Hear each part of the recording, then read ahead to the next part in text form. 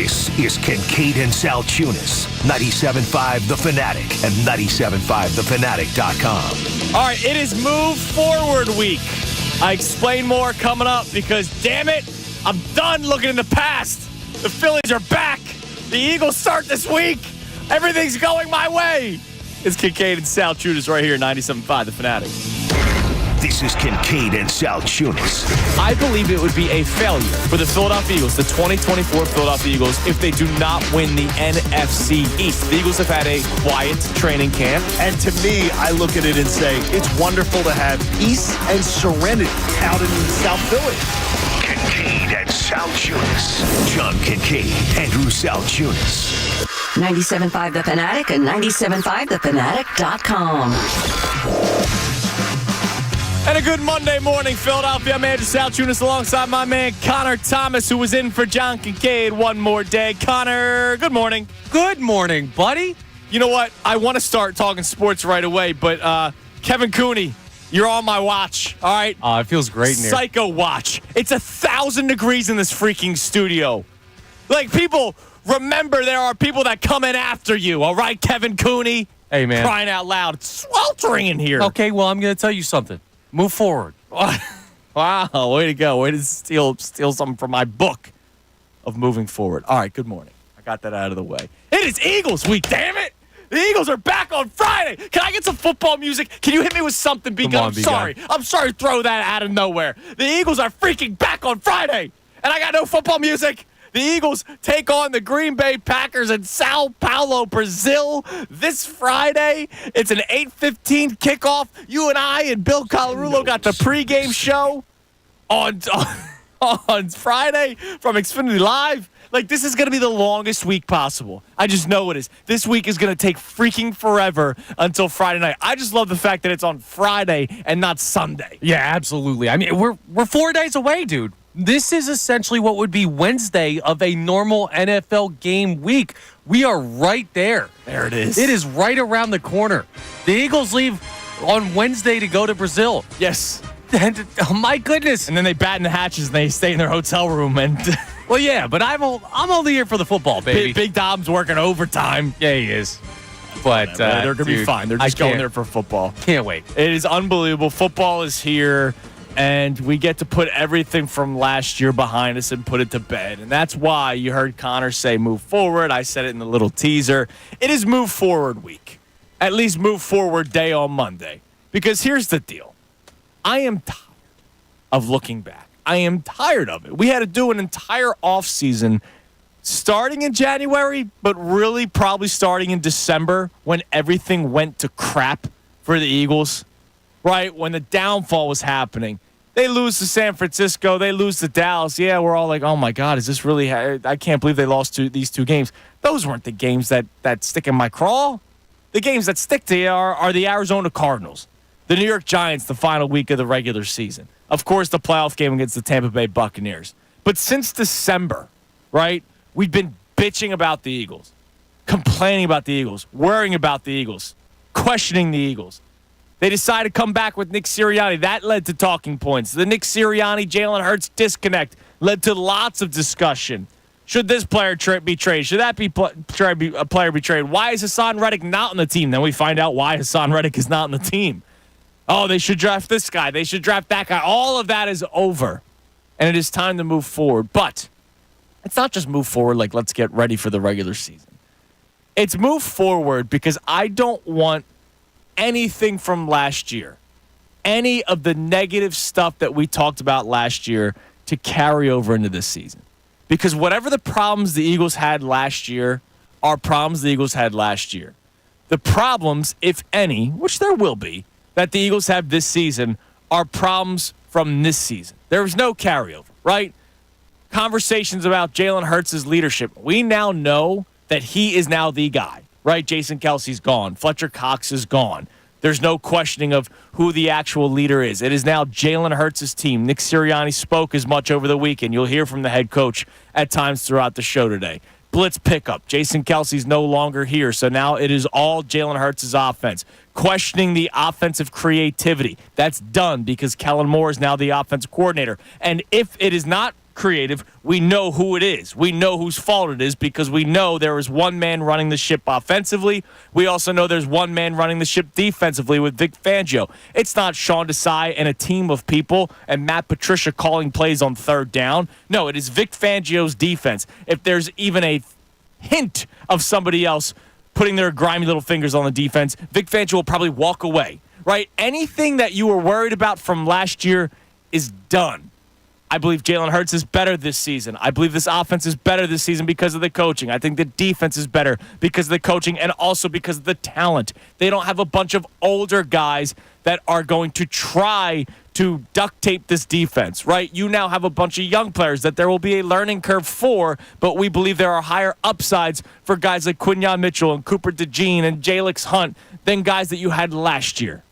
It's move forward week. It's move forward day for the Philadelphia Eagles. I want to put everything that happened last season to bed, Connor. I'm ready to do it. Man, I've been ready to move past last season. The second you make the changes to the coaching staff, I think you put yourself in a totally different situation. And I'm glad you're getting here. I hope the fan base is getting here. I think it may take some people some time. I talked to some people during a show that I did yesterday on these airwaves, noon to 3. And some people's biggest concern with the team was that, well, I have to see it to believe it. And I do get that. Until we see this team on the field in an actual game and watch them look good, there are going to be people with some reservations. But I'm ready to throw caution to the wind. I think this is a great football team. I don't think that they're capable of doing what they did last year in a poor sense, which was the collapse. And I don't know if there's a trophy waiting at the end of the season for the Philadelphia Eagles. But I know they're damn good. I know they're not going to completely fall apart like they have no idea what they're doing. So I'm ready to move past last year. Yeah, I mean, look, listen, if the Eagles, think about this for a second. If the Eagles were really going to have issues carry over from last season into this season, that means the Eagles won't start 10-1, right? Like, we'll get our answer early. Yes. If the Eagles start 1-3, 2-4, then we can start going, wow, everything did carry over from last year. But let me ask you, Connor, and I want the audience to sit in their car right now or at their house because it's Labor Day Monday, whatever it is you're doing right now, to really answer this question out loud.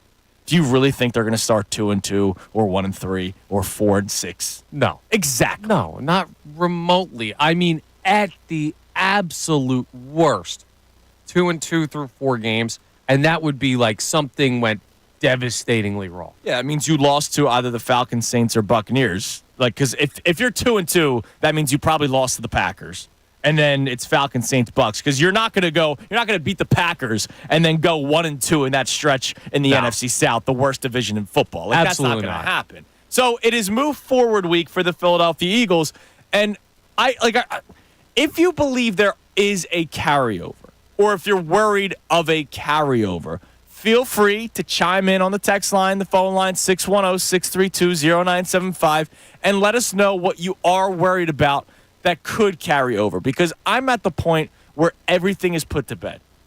Everything is behind us. Yes, Jalen Hurts and Nick Sirianni, we're all going to be paying close attention to that. That guy, the Bear, that does the College Game Day stuff, and now he's with Fox. I don't even know if he's with College Game Day anymore. I read an article of his top bets or the best odds or whatever. First head coach to go is Nick Sirianni, right? Like, all right, for that to happen, again, they would have to have a really slow start. Do you really think that's going to happen? I don't. Now, I understand there's a lot of people that will keep a close eye from a betting standpoint to people that are just Eagles fans or national TV people that are looking for something to talk about on a Wednesday on NFL Live, right? The Jalen Hurts, Nick Sirianni stuff, that thing, I believe, was squashed. And even if they're not best friends, which I don't need them to be, are they really going to be hand in hand this year? Doesn't look like it. No, you don't have to be. Nick Sirianni talked about it over the weekend and what his role is, and he reiterated the 30,000-foot view approach and how he pops into meetings, but he doesn't always interact, and sometimes he's just there to observe. He's not in Jalen Hurts' ear every 5 seconds telling him, do this, do that, do the other thing.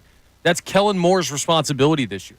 And while I think the relationship between Sirianni and Hurts is at a place where it's fine, like I don't think it's contentious, they're also not interacting, like you said, hand in hand. That's not how this is going to work between head coach and quarterback. And for better or for worse, that takes out the relationship quotient of the conversation to me. Right. Okay. So, Eagles, we start there. 610-632-0975. It is move forward week for the Philadelphia Eagles. I don't want to bring up anything from last year anymore unless it's in comparison to, right? Like A.J. Brown, Devontae Smith, will they be as good, if not better, than last season, right? That's the only kind of stuff that I'll still talk about when it comes to the last season. But I know there are probably still people out there that are having a little bit of issues for moving forward from last year. As Connor mentioned, there's going to be a lot of people that want to wait and see it first. I have not been in wait and see mode. I am ready to go. I'm ready to run through a wall for Eagles football, and I'm ready to see the offense on fire week one against a not-so-great Packers defense, and I'm ready to see the beginning of a learning curve for the Eagles defense. I'm not expecting a shutout by the Eagles defense. I'm expecting Jordan Love and the Packers to do some nasty things offensively, but I'm excited to see upside. I'm excited to see some flashes. I'm excited to see some plays, whereas last year, if a team was driving downfield against this Eagles defense, you expected it to end up with 6, 7, 8 points. This year, I expect maybe the Eagles to make a stop in the red zone, or anything can happen at some point because there's actual talent. Now, move forward week or move forward day, no matter where we're at in our headspace, does not just matter for the Eagles. It also matters for the Phillies, because the Phillies had an awesome series against the Atlanta Braves, taking 3 of 4. Yesterday was amazing. Aaronola was dazzling. Nick Castellanos, man, Connor, this show sounds pretty smart. The Phillies don't stink. The Phillies are going to win the division. Oh, and Nick Castellanos is once again not a bad baseball player, despite how a lot of people treat that guy. It's crazy what happens when you watch a team and try not to freak out over regular season games and evaluate players for the back of the baseball card and trust that the team that has been great in the postseason and for parts of regular seasons for the past 2 years would probably be on par or better than those past couple of teams. That's natural. And I don't know, we saw it last week. We called it last week. And now sitting here Monday, I feel pretty smart. Yeah, I mean, because the Phillies are continuing to win and continuing to show that they're not a bad baseball team, and they're continuing to tell a lot of people to, I don't know, maybe educate yourself on the sport a little bit if you really thought that they were going to lose the division. Because that was never going to happen. I understand it got dicey, right? I understand that there's a time where you peak at the division standings. If you were in my headspace where they weren't going to lose the division, you're going, man, this is getting closer than I expected it to. But that was my only thing. It was, this is getting closer than I expected to. I still never thought the Phillies were going to lose the division, and now they're back up to 7 games ahead of the Atlanta Braves. They're now just 1 game back of the Dodgers for the best record in the National League. Oh, by the way, the best record in baseball. They have a 1-game lead over the Milwaukee Brewers. For everybody that's been talking about, playing in the wild card round or not having that bye round, the Phillies are now once again ahead of the Milwaukee Brewers. The schedule gets easier as we go forward. They just got through a very difficult stretch where they won a lot of baseball games. They went 11-6 in their last 17 games. 4 series wins out of the last 5. And the one that they lost was to the Atlanta Braves, who they just beat up 3 of 4 in Philadelphia. I mean, it was great baseball. The Atlanta series in Atlanta and then this past series here in Philadelphia.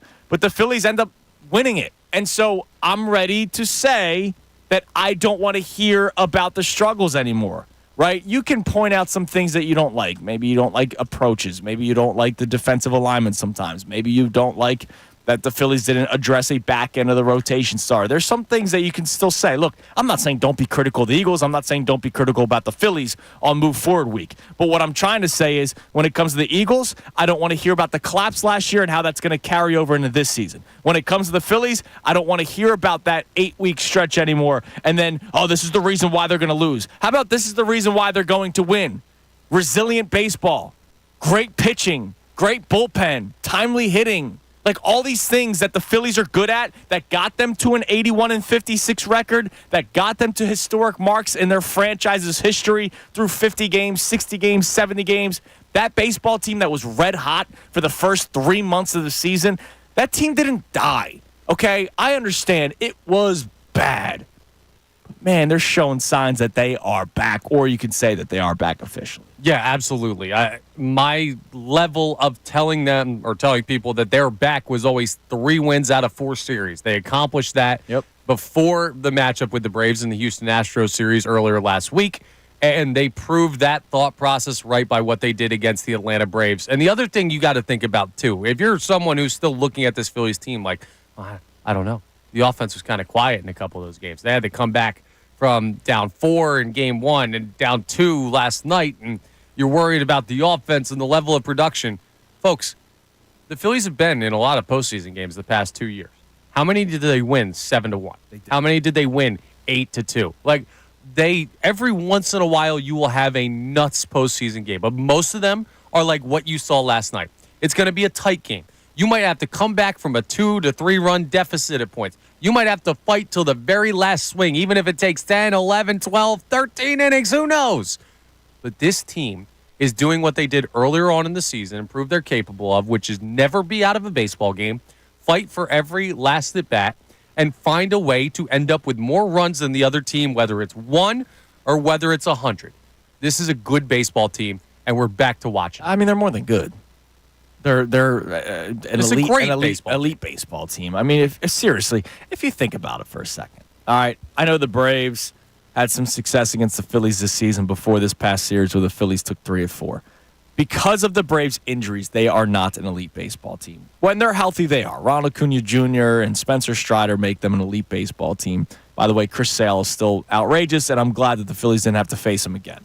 But the Phillies, I'll say the Brewers, and the Dodgers are the elite teams in the National League. I know the Diamondbacks got hot. I know the Diamondbacks are in the playoffs if the season ends today. To me, the Diamondbacks, and I know this sounds crazy for some people because they were in the World Series last year, the Diamondbacks are not an elite baseball team. I agree. San Diego Padres are not an elite baseball team. The New York Mets are not an elite baseball team. The Chicago Cubs, I'm naming teams that are in the playoff race, are not an elite baseball team. You look in the American League, I say Yankees, obviously, Orioles, obviously, the Guardians, more so the pitching staff and Jose Ramirez and Josh Naylor, but, elite baseball team, and the Houston Astros will forever scare me. All right, until those guys have officially hung them up, that team will forever scare me. Even though the Phillies took 2-3 against them, last week, that team will forever scare me. There's not many elite baseball teams. All right, and the Phillies are one of them. They're more than just a good baseball team. I was more saying good because I agree with everything that you said there. I was more saying good because for so long, for months, multiple months, we had to deal with people telling us this team stinks. They're not good. They're not going to make the postseason. They're not going to win the division. The players stink. The manager stinks. The president of baseball operations doesn't know what he's doing and didn't do enough at the trade deadline. I don't know. Did anyone catch Carlos Estevez last night? Because that's a pretty damn good acquisition. I will say that was probably his best outing. I mean, there were some dicey ones with Estevez, but I didn't all of a sudden start doubting that guy. Right. So when I say good, it is a concession less than what I would normally say about the talent level of this team, just to try and get all those people who are saying the Phillies stink to start to move in a positive direction, to start to move forward. Yes, it is Move Forward Week. So you can text in, you can call in 610-632-0975. I want to move forward with the Philadelphia Eagles. I want to move forward with the Philadelphia Phillies today. I don't want to hear anymore about collapses last year and how that's going to carry over into this season for the Eagles. I don't want to hear anymore about how, the Phillies are having a collapse just like the Eagles. How come we're going through this?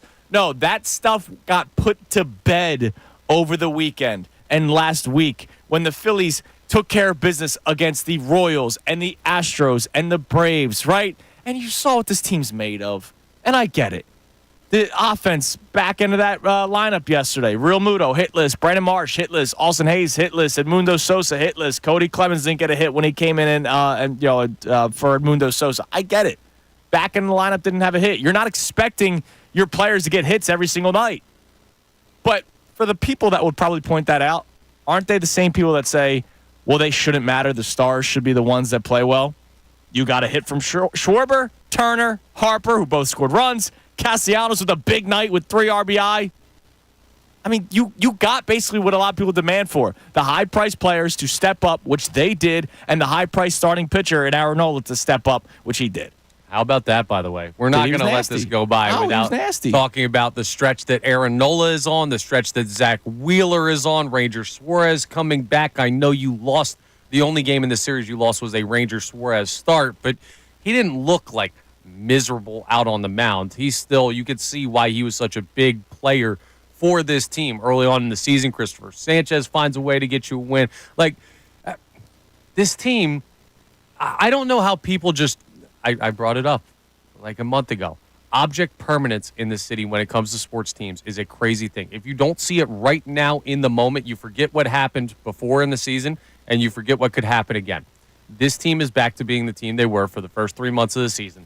And that is, you're right, an elite level baseball team. Absolutely. All right, you can text and you can call in 610-632-0975. It is the week of the first games of the NFL. Ravens and Chiefs on Thursday, and then, of course, the Eagles taking on the Packers Friday night. I can't wait for it. It is Move Forward Day. Let's move past all your worries about collapses for both teams in action right now, the Eagles and the Phillies. But I'll ask you, have you moved forward? Are you moving forward? Are you willing to say all that stuff is behind us? Text in, call in 610-632-0975.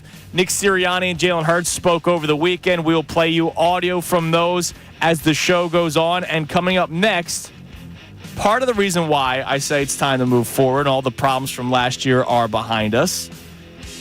The offense sucked. Okay? Nick Sirianni, it was his offense. Brian Johnson was the play caller. They basically both got fired. And I know Nick Sirianni's still here. Hear from head coach Nick Sirianni coming up next as he explains his role in depth over the weekend and how this is Kellen Moore's show. It's Kincade and Salciunas right here. Connor in for John one more day. Johnny will be back tomorrow on 97.5 The Fanatic.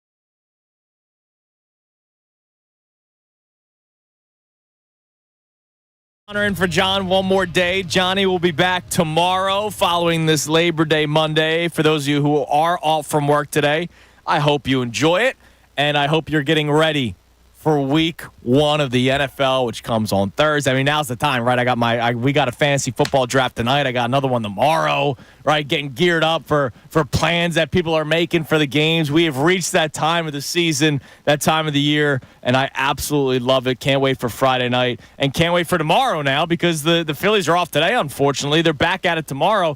They're now, once again, enjoyable. So it's fun to watch the Phillies again. It's now once again we reach that point again where you're sad when they're off. Absolutely, and I know that momentum is very, very important to keep. So it sucks them coming off those games against the Braves and then having to just take a day. But listen, they could probably use it. You got a long stretch coming up, and you want them healthy for the postseason. But you know what else, man? It's September. Like if you haven't noticed because you've been enjoying your holiday weekend, calendars turn. Yeah. We got Flyers hockey later this month. We've got 2 months until the Sixers begin. Not even that fully. They got postseason for baseball right around the corner. It will be another Red October in less than a month. 25 games left, man. This is the go time, baby. Yeah. I mean, we're here. And that's why it is Move Forward Day, Move Forward Week. Are you moving forward from everything that has happened in the recent past and, of course, everything that went wrong with the Eagles last year? I'm completely moved on. All right? There, of course, will be times where I'm going to point out, all right, this is what happened last year, and that's why this can't happen this year.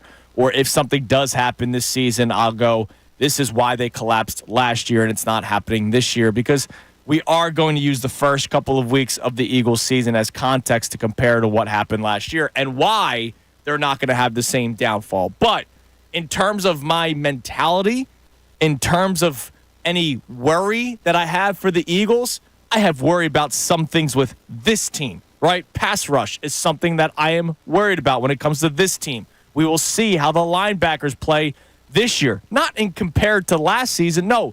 This year, they have a new crop of linebackers except for Nakobe Dean. Devin White is a new piece. Zach Bond is a new piece, but there are unknowns there. Is Devin White still trending downhill? Is Zach Bond ready to play his new position through an entire regular season? Right? I have questions about this team, but it has nothing to do with last year. Everything that went wrong last year is done, including the offense. So Nick Sirianni yesterday or Saturday, when did he speak? He spoke yesterday. Yesterday. It was on during your show. 12:20. When you did a tremendous job. I listened to He was on three time hours. yesterday. Screw that guy.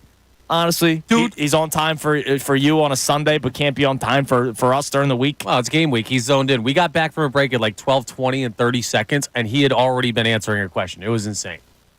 So he's zoned in. Come on, brother. Here's Nick Sirianni. Of course, look. In Move Forward Week, in Move On Week, I'm trying to put everything that happened last year to bed. And for the Phillies, what happened the last month and a half to bed. And that's 5 weeks ago now, or 4 weeks, almost a month ago now, because the Phillies have been winning so many games. But when it comes to Nick Sirianni, his role when it comes to the offense is done. Like, I can't be worried about the lack of creativity of the offense from last season carrying into this year when it is Kellen Moore's show. Here is the head coach talking about his role as the head coach when it comes to the offense. Obviously love going into the offensive game plan meetings and really had, obviously we're 2 days into, or we've been game planning a little bit longer than that, but going in there and sitting in there and listening and contributing, but also being able to step out if I need to go talk to a player, being able to step out and, go talk to Howie about the roster, or being able to step out, go check in on the defense. I find that very freeing, that I'm able to stretch myself to different spots that I'm needed, and not have to be hunkered down into you ask Howie, you'd be like, man, I couldn't see Nick for Monday, Tuesday after the players left. It just wasn't a lot of opportunities, but being able to do that is really important, but also being able to give my expertise in the offensive room is really important as well. Because an offensive game plan is not just particularly the games, the plays that you call. It's also how situations are played out and game management's played out. And Kellen and I have to be on the same page of that game management, of those different things. And so it's still really important that I'm in there. But it is important that I'm able to stretch out and talk to other guys as well. I'm glad that it's very freeing for Nick Sirianni that he doesn't have to be hunkered down. It's very freeing that he can leave a meeting in the middle of it to go talk to a player or use a potty break or go get some crackers, right? Maybe some peanut butter crackers if he's hungry, if his tummy's rumbling. Why you got to be like that? I'm glad that it's freeing for Nick Sirianni. You know what else it's freeing for? Every Eagles fan. It's freeing for me. It's freeing for you. It's freeing for Brendan Gunn. It's freeing for anybody that wears any sort of Eagles gear at any point in their life. Because that means his grimy little hands, respectfully, are not on this offense. And it is Kellen Moore's show. That's what you got out of that entire 90-second clip right there, is that this is Kellen Moore's show, and Nick Sirianni might be able to provide some input with his expertise, he calls it. Wow, it's easy to be an expert these days. I'm an expert radio host, I guess. Nick Sirianni's expertise, Kellen Moore has full control of this offense. Nick Sirianni might be able to say, as the head coach, hey, I want you to run on this play instead of pass. And if it goes poorly, I want him to man up on the post-game press conference and say, I told Kellen to do that. That was on me. And then come week 2, it's fully the Kellen Moore show. Absolutely. I mean, that's it. And he will have a little bit of input on stuff as he should, right? When we talk about Nick Sirianni not having a hand in the offense, he's still going to be the guy calling timeouts. He's still going to be the guy challenging plays. He's still going to be the guy that's helping decide the way that you manage clock in general, which is, hey, defense is a little bit tired. Let's maybe mix in some runs here, try and kill some clock, try and extend this drive a little bit. Hey, we hold this lead. Now would be a good time to try and ice it. Stuff like that will still be in the conversation. But you're absolutely right. Kellen Moore's going to be the one that's putting everything together on the offensive side of the ball. Not that Nick Sirianni was a defensive-minded guy at any point here in Philly, but he's not going to be the guy defensively. Vic Fangio's got that completely on lock. Oh, yeah. So Nick Sirianni's in a good spot for him, a good spot for us, and hopefully a good spot for the team. Yeah, freeing is a very good term for Nick Sirianni to use for himself and for the rest of the city of Philadelphia. So that was Nick Sirianni on his new role. Here's Jalen Hurts on how Kellen Moore's been so far as the teacher of the offense. He just does a really good job. Everybody has a different flavor with the different people I've been able to learn from, coaches I've been able to learn from. They all have been great. All have been great. All have also had a different approach to what they do. And so for Kellen, he's very, very meticulous,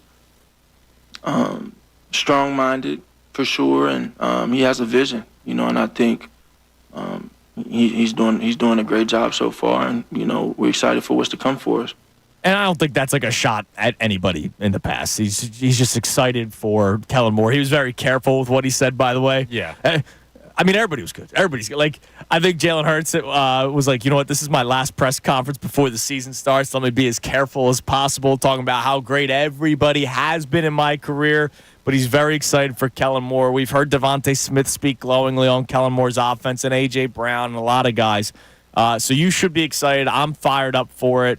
And, I mean, again, this is part of Move Forward Week. If you are concerned about the offense and the issues that we saw last year, it's a totally different offense this season. No, absolutely. Every offense has a different flavor, I think Jalen Hurts would say. And hopefully this one is a little bit better than whatever flavor last year's was. It's a word that I can't say that I'm thinking of. It's probably the flavor of last year's offense. So maybe let's go with, a nice chocolate or nice peanut butter chocolate. That's my favorite type of ice cream. Bottom line, get off the ice cream. I sound like Doug Peterson now. It's going to be different. Jalen Hurts knows that. The offense knows that. Kellen Moore has worked hard to institute that, and I think that we should be like, here's the thing. Last year was so bad that different can only mean better, right? There's no way it's going to be different and worse. They were bottom of the barrel last year compared to their talent level and what they executed on the field. So if it's different in any way, they're at least going to be better than last year. The question is, where's their ceiling?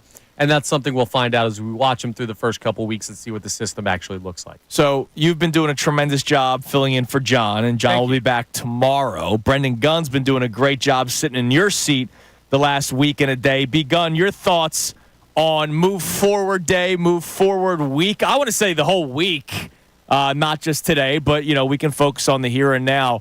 Are you ready to move forward? Have you moved forward? Is everything behind you officially? Yeah, it's like the opposite of Cinderella, right? The clock struck midnight on Sunday night, and everything was just great in my mind. I wanted to move forward. I was done with last year. I was done with this Nick Sirianni, Jalen Hurts relationship. I was done with them not being able to pick up the blitz. I was done with that defense being the 30th ranked defense, and I'm moving forward to what should be a great year, a division-winning year, first round maybe bye kind of year.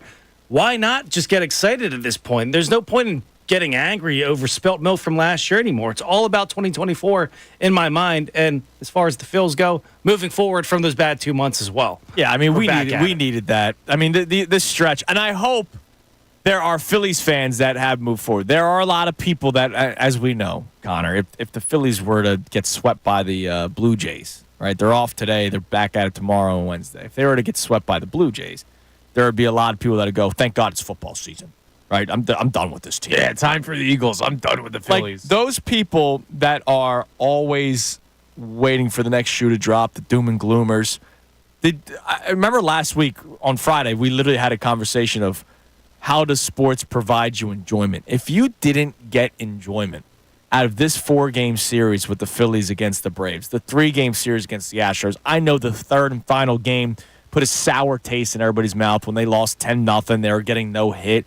I tried warning you about the Taiwan Walker thing, right? I told you that was going to be a scheduled loss, as Doc Rivers put it. I was not surprised in the least that they lost that baseball game. I can almost ignore that game. I can almost say at the end of this regular season that they played 161 baseball games because that game doesn't exist in my mind. Okay, I'm fine with that. Listen. Because I knew going into it was going to be a loss. Like, there was no shot that Taiwan Walker was going to shut down that Astros offense, right? Forward. Thank you. He can't hurt you anymore. He's done. And that's what I'm doing. He's out of the rotation. Like, I can't even complain about Taiwan Walker anymore. He is now in the bullpen. Like, everything that bothered me during that stretch, I can't say it's totally behind them. Like, I get it. There's going to be times where the offense goes cold or a starting pitcher has a bad day or a bullpen. Like, Matt Strahm almost got into a lot of trouble last night, gets out of it tremendously. But that 2-month stretch where it seemed like they couldn't do anything right, that's done. Yeah, we might have a problem or two in this town right now, and we might have a problem or two pop up in the next couple of weeks as we see the Eagles start their season, the Phillies wrap up theirs, head into the postseason.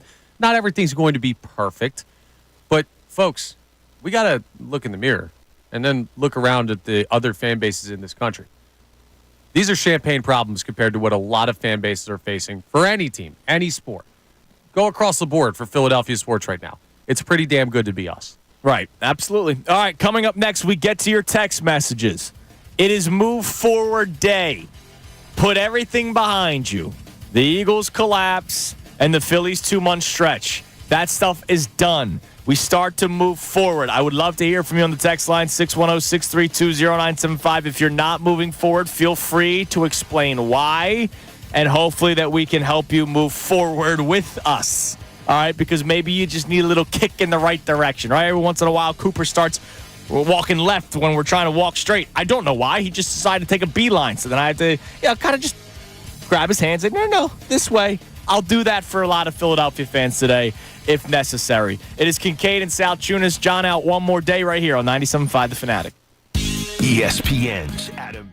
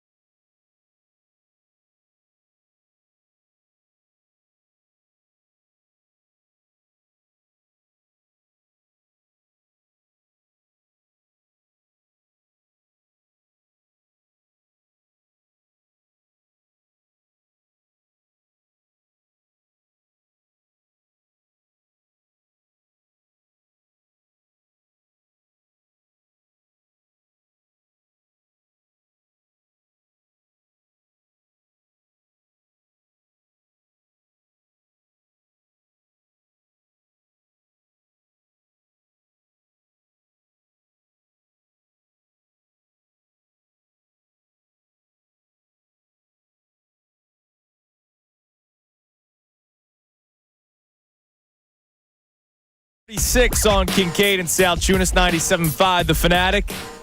Not only is this week 1 of the NFL, we had week 1 of college football this past weekend. The Nittany Lions took care of business against West Virginia, some of your local teams. Do I mention my squad? I mean, you have to. They put you in the hype video. Look. They almost covered. Almost. No, and I told you not to take Temple 42.5. I told you to take Oklahoma. They announced their starting quarterback 2 games before the actual game. 51-3 was the final score. And this goes back to what I said last week. Games like that shouldn't happen. I totally agree. Like, I get it. It was a good day for the Temple financial program, right? They get money for that kind of stuff. But ultimately, is it actually good? It might be good for the university. That's great. Is it good for the players that are freaking miserable? There's no way any of those guys got on the plane and were like, well, at least we fought hard. Like, they got embarrassed. It's a shame because it was scheduled back in like 2015 when things were looking up. That's how hard it is to schedule in college football. They make it 10 years later, and now look what happened. Oh, trust me, I know. I was at school when it happened. I was like, wait, I get to see Oklahoma next year? And I was like, what? 2024? Yeah, I mean, it's ridiculous. Speaking of college football, and we'll get to the text messages, do you know the name Cam McCormick? No. It's a tight end for the U. Scored a touchdown over the weekend. Okay, congrats, Cam. 9th-year senior. Oh, I did see this. At what point do you say enough is enough? Like, seriously, like, does Cam McCormick at the age of 26, he's not going to the NFL. Nobody's selecting what will be a 27-year-old player in the draft or undrafted free agent, right? There's a reason why he's still in college football. And there's a reason why he's going to probably be okay because he's 8 years older than freshman. At what point? Like, I get it, 5th-year senior, 6th-year senior, depending on the COVID, right? Red shirt, all that kind of stuff. 9th-year senior. I'll tell you what. Really, dude. Come on, brother. Here's come the on, thing. hang him up, dude. Here's the thing. He looks like a grown man. Yeah, it's easy to say from here, but if I was on the University of Miami football team and I could stay in college, and he's probably been on scholarship all these years, like you're gonna have to drag me out of college with the National Guard. Dude, honestly, I get it. No, now you're in predator territory. No, I'm not even talking like that. Was he gonna hit on the freshmen that are 18 years old, the freshman girls? I'm not even talking that way. 8 years older than them. Dude, forget. You know what they say. Forget about that part. What do they say? Matthew McConaughey, man. Come on. Jesus. That's not even my point. Forget about all of that. Think about the rest of college. No bills like that, no responsibilities. You're just sitting on a beach and you're going to football practice. Yeah, you know what he still doesn't have? A job. Okay, he doesn't. He doesn't need a job. He's gonna be a used car salesman, and not that there's anything wrong with that. In about a year, just get ahead of it. Right? No, he's going to do it in about a year, which is why he's staying in school as long as he can because he doesn't want to do that. And I don't blame him. Come on, brother. Cam, you're go for 10 years. You're 26 years old. Stop playing college football. Wait till you're 40, Cam. Live my dream. What do we got on the text line, B-Gun? It is Move Forward Day, Move Forward Week, as we put everything from last year's Eagles collapse behind us and the Phillies 2-month stretch that everybody was doom and gloom about. And I get why, even though some of you were ridiculous, saying that they weren't going to win the division. How do you feel now that the Phillies are up 7 games in the NL East? It's time to move forward. Where are we at on the text line, Brendan? Yeah, we got a first-time texter, no name, unfortunately, but they said no shot there's a carryover. We had a great offseason, picked up a ton of big superstars, had a great draft. No shot this carries over this season. Yeah, I mean, it can't. It can't carry over, right? And we'll dive deeper into this as the show goes on, but the points that I've made so far, if you had complaints about the offense, and not just in the playoff game against the Tampa Bay Buccaneers, you lived it every single day. We were complaining in week 5, in week 6 of the Eagles offense, right? And the offense that was the crazy thing. It never changed. Right. That was the craziest part. Again, it's move forward day, move forward week, but that's the reason why I wanted Nick Sirianni fired. Like, it never changed. The offense that we complained about in week 3 and week 4 and week 5 of last season was the offense in weeks 15, 16, 17 in the playoffs. Like, that's the crazy thing. That's not going to be an issue this year, because Kellen Moore is now the offensive coordinator. The clip that we played in the last segment of Nick Sirianni saying that he's going to be in the meetings with the offense, but he can step out and go get his cookies and some milk because, he's not really anything to do with the offense anymore. And it's freeing for him and it's freeing for us. That's great. Like, I'm glad that Nick Sirianni basically got fired and is still there. He was able to keep the key card, right? Like, here you go, buddy. Like, got a place to come in, hang out. There's probably a nice video game room somewhere at NovaCare. Probably a nice pinball machine. Nick Sirianni can play on that at any point of the day that he wants to. I'll be as disrespectful to Nick Sirianni as I imagine he's still pretty busy. Man, you're crushing the head coach today. But no, because he killed the team last year, and Kellen Moore is now and the beef with Jalen Hurts. Like, I don't expect there to be a beef between Jalen Hurts and Kellen Moore. Like, everything that happened last year is done in my eyes. But he did not one hand kill the team last year. There was a lot of stuff You're right, that contributed. Okay, well, there were other hands that also helped kill the team. 2 defensive coordinators, an offensive coordinator who didn't seem like he knew what he was doing, a whole bunch of stuff that went wrong, but that's part of the move-on equation, right? We talked about it last year. And I know, like, your emotions sometimes get in the way of your memory, but when we look at, like, what happened and how much of a once-in-a-lifetime collapse that was, it doesn't make it feel good to hear that, but in the NFL, like, that doesn't happen. It hasn't happened. Right. It was all this, oh, we've never seen a team do this talk. It was like a lightning strike. Lightning doesn't strike twice, is the old saying, right, in the same place. It was just such a one-in-a-million situation where so many things had to go wrong. I'm not telling you it's going to be a perfect year, but I'm telling you that history and statistics and every number and piece of logic that you can look up will tell you that what happened last year cannot possibly happen again. The chances are 1 in a trillion. It's not going to happen. Right. Okay. I like that. And that's why we're moving forward. Now, what else do we have on the text line, Brendan? You can text the show. You can call in at 610-632-0975. Yeah, we'll change to a Phillies text right here. Another nameless person, but they said anyone still harping over the Phillies slump just enjoys being miserable.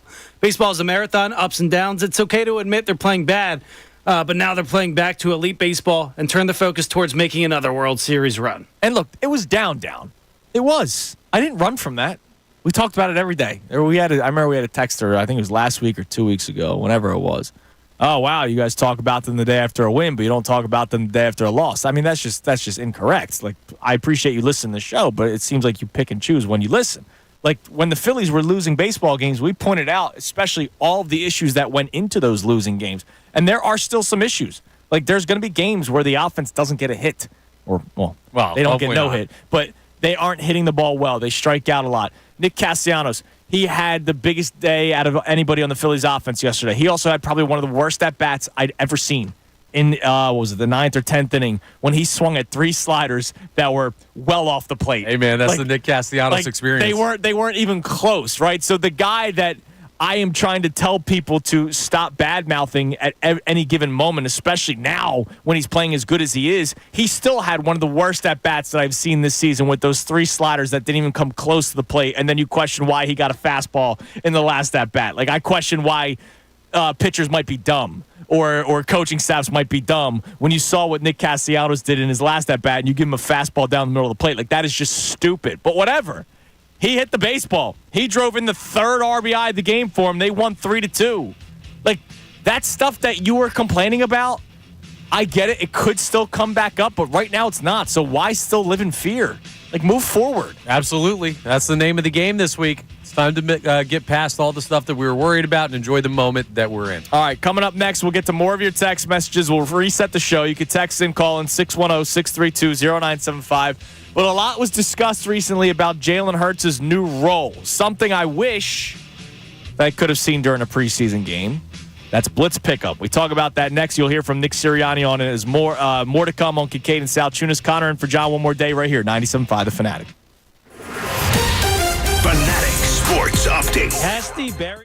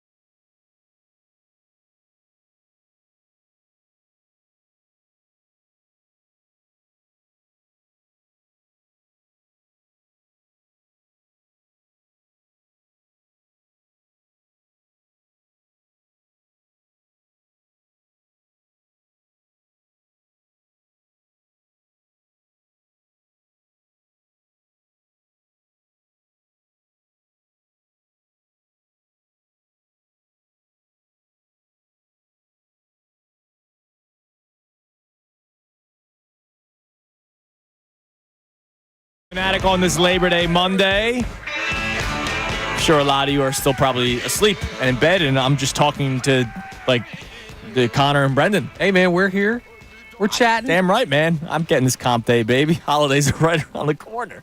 All right, so it is Move Forward Day and Move Forward Week. And the reason why I say Move Forward Week is because John will be back tomorrow, so I'm sure I'll be asking some of the similar questions or making some of the similar points that I'm saying today, because I'm excited to hear John move forward, because John has been, right? John's been Kellen Moore'd up since before the Eagles even hired Kellen Moore. So I know that he's fired up about Kellen Moore. I know he's fired up about Vic Fangio. And I know he's ready to put a lot of the stuff from last season to bed, especially after Jalen Hurts and Nick Sirianni seem to have squashed their disconnect. I won't even say beef, even though it was, but their disconnect between the two of them, right? And I'm excited to hear from John talking about the Phillies moving forward, because he, like us, never went into panic mode. Now, John obviously takes Phillies baseball in a much different light than we do, because, the whole it doesn't matter till it matters thing. And, obviously he and I and you and him and the three of us go head to head when it comes to Phillies often. So we watch baseball differently, but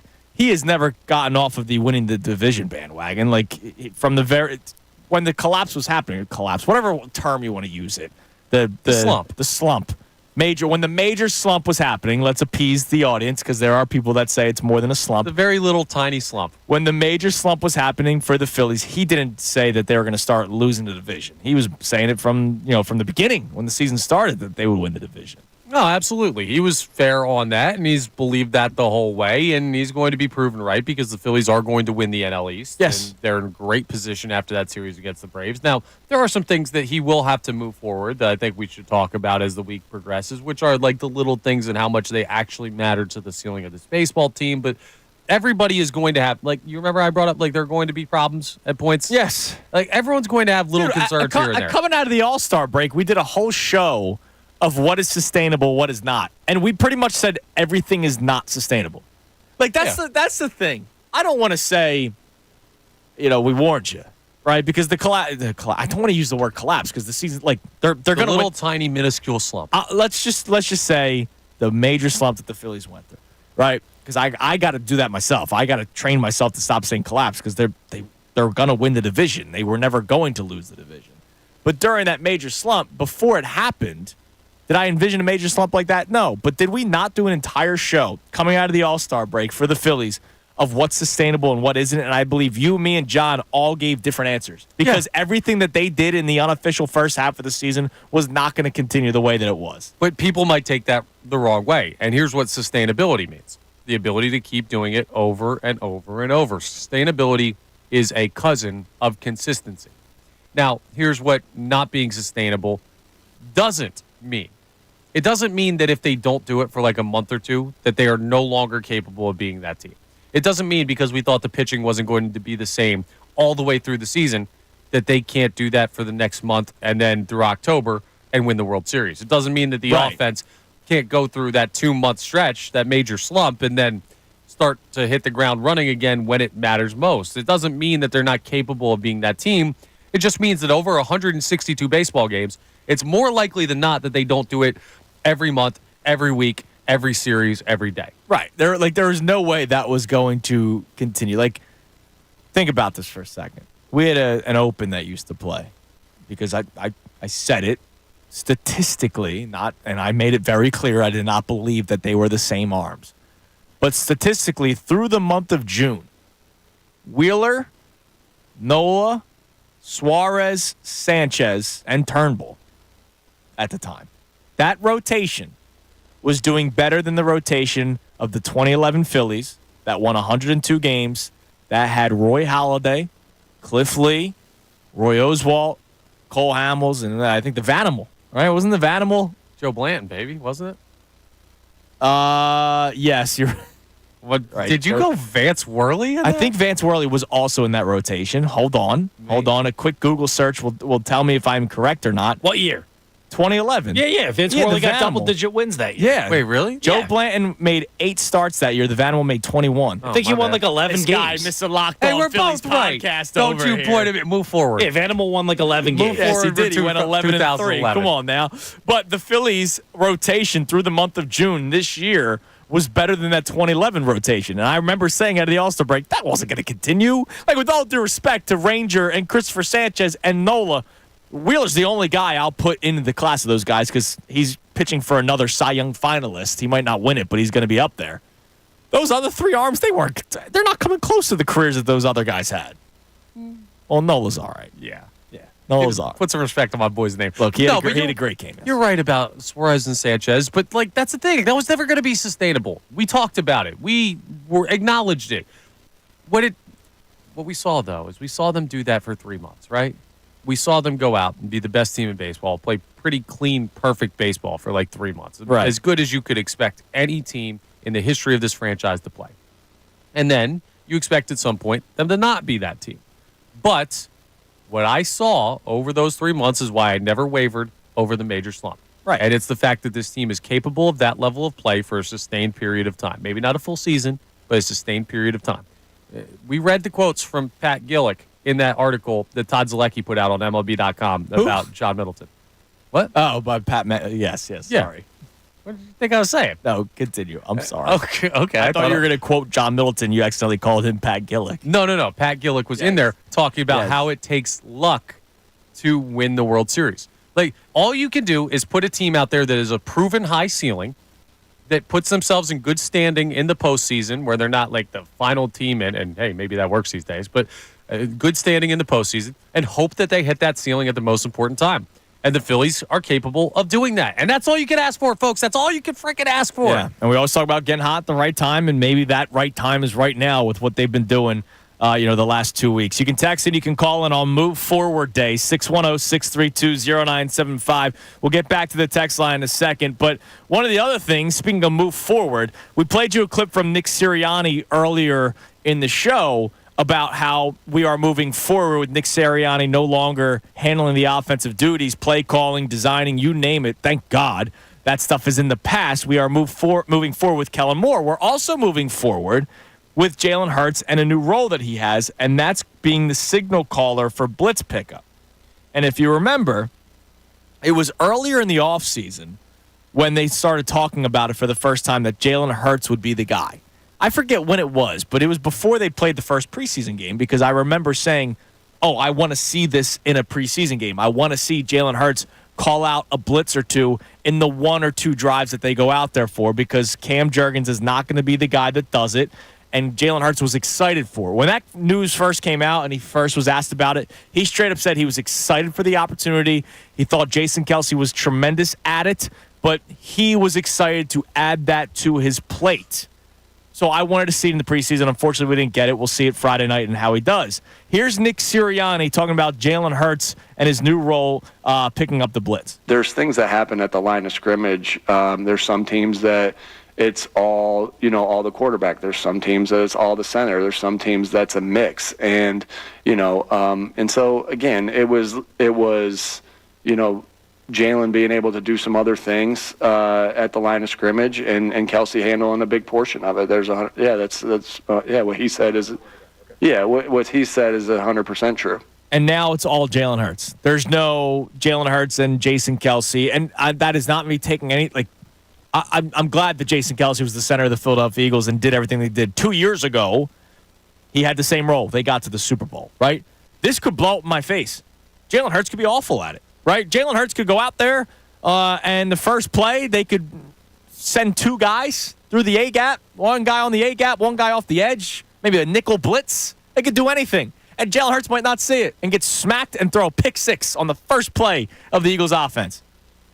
Or, because he's now the guy calling everything out, he might be really good at it. We'll see. It could be, but I do like everything being on the plate of your franchise quarterback. I want to see what he's capable of. There are a lot of questions about Jalen Hurts. Not whether or not he's good. He's a good quarterback. He has shown enough that every single person with a pair of eyes should be able to tell you, Jalen Hurts, good NFL quarterback. The question is, where is he?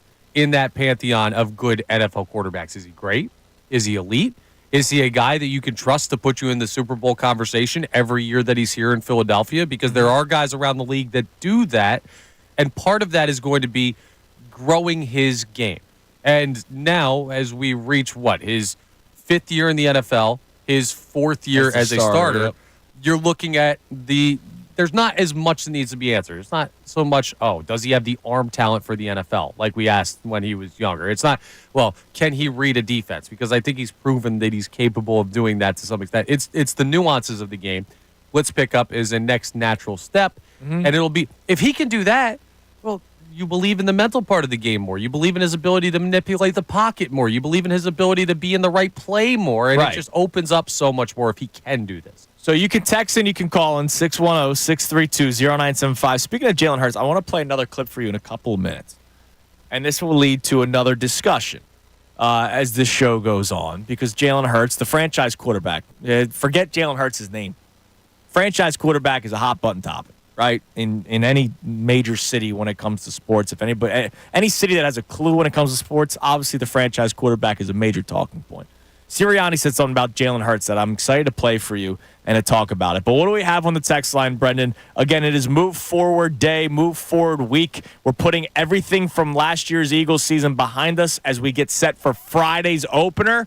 And when it comes to the Phillies, we put that major slump to bed after what we've seen over the last couple of weeks, especially this weekend, taking 3 of 4 against the Atlanta Braves. That was an electric series. It was so much fun watching from the TV. I can only imagine what it was like at Citizens Bank Park. But that major slump, put that behind you. This team is good, and everybody that was freaking out can just deep breath, pipe down a little bit, but take a deep breath and realize this team is not going to lose the division lead. What do we got on the text line, Brendan? Yeah, we got our guy Miz from the Northeast checking in. He says, I can't imagine there's going to be any carryover from last season. If I had to pick something, maybe poor linebacker play, but that's a stretch. It's a new team. A lot of what transpired last season is gone, from the players to the coaches. It's a fresh season, and they'll be ready to play come Friday night. Seriously, think about it.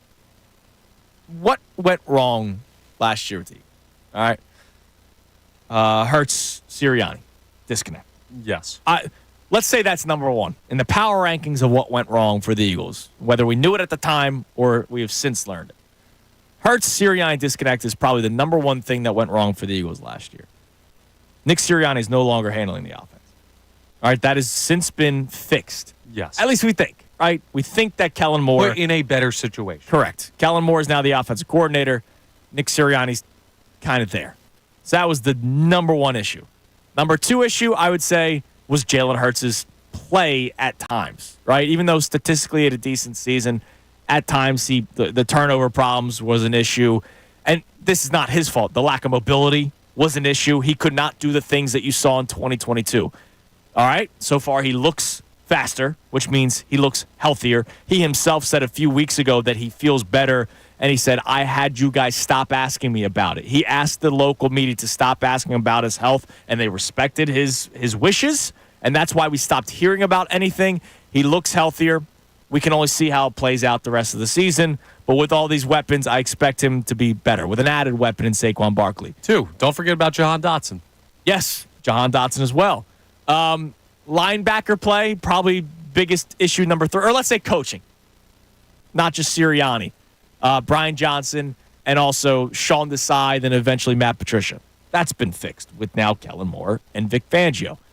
Linebacker play. We'll see. Jury's still out. I can only imagine it's a little bit better. And that's all I need. I don't need Ray Lewis. In today's NFL, I need a little bit better than what you saw last year. Last year was abysmal. I need them to not kill you, and I don't think they will this year. No, and even if they do, because I don't think it's a stretch to say that there's going to be bad linebacker play in Philadelphia this year. Just like the guys you have at the position, there's a better chance that there's a floor being reached than a ceiling, in my opinion, from a lot of these guys. Still, the rest of your defense was always going to be the unit to carry you. It's like if the Eagles' defense is, I don't know, average to slightly below average. It's not great. But ultimately, the calling card of this team is the offense. Correct. If your offense is going out there and putting up close to 30 points a game, you should win a lot of football games. If we boil that down to the defense, yeah, the cornerbacks and the defensive line have to step up because the linebackers were never going to be the calling card of this defense. So if the linebackers are not good, well, you were built to make up for it in the secondary and in the pass rush, in theory. Now, we'll see if that plays out. But I'm not going to be saying, the linebackers cost you this game. I'm going to say, where in the world was Chauncey Gardner-Johnson? I'm going to say, where in the world was Bryce Huff getting to the quarterback so you don't have to worry about linebackers in space? Where in the world was Jordan Davis playing the run defense that you drafted him to before they get to the second level? Yes, linebacker play is something to be concerned about based on the names at that position, but it's not the only position on defense, and you should have enough talent to make up for those players because that's how they built it. By the way, you mentioned Chauncey Gardner-Johnson. In that power ranking, I don't know if it was 5 or if it would be toward the bottom half of the top 10, lack of a mentality on defense. I mean, that was not there last year. No dog. And Chauncey Gardner-Johnson is now a part of that.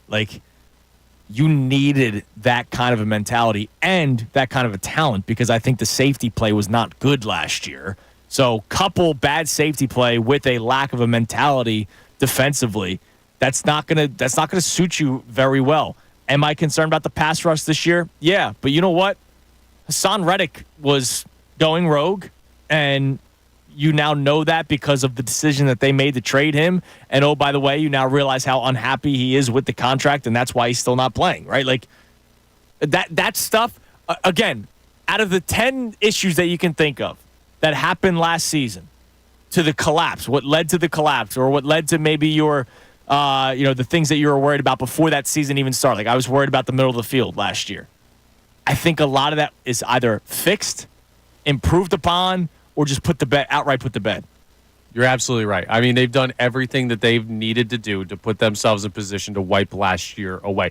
Frankly, I'll say it again. If you ran back the exact same coaching staff and the exact same players as last year, chances are, it's not happening again. But you have to improve on stuff. I'm not saying that's the right thing. I'm saying even if you didn't fix stuff, it was such an anomaly that you could never have a season go that way again. If you played 100 of them, if you played 1,000 of them, that's what the exact NFL same team, exact same roster, exact same coaching staff. It probably wouldn't happen again. No, and now you don't even do that. You bring in a significantly better offensive coordinator, significantly better defensive coordinator, better players at a lot of positions. Right. And you give the head coach a role that might suit him better. And, yeah, that should wipe away last year. I don't know how you're still sitting here worried that what happened last year is going to happen again. Well, I don't know if people are. And that is another question that we're going to get into coming up at around 7:30. What is keeping you from moving forward? We'll get into that coming up in a few minutes. You can text the show. You can call in at 610-632-0975. But I wanted to play another clip for you. Here's Nick Sirianni some more yesterday. He didn't join Connor Thomas, but you heard him live with Connor Thomas, who was doing a tremendous job. If he wants to. You might not want to join me. Well, yeah, but you can talk to me. I love you, Nick. I'll just stand to the side. You Even guys have the you conversation. You shouldn't have your job anymore. That's true. Yeah. Here he is talking about Jalen Hurts, and there's something very specific in here that I want to react to. Take a listen.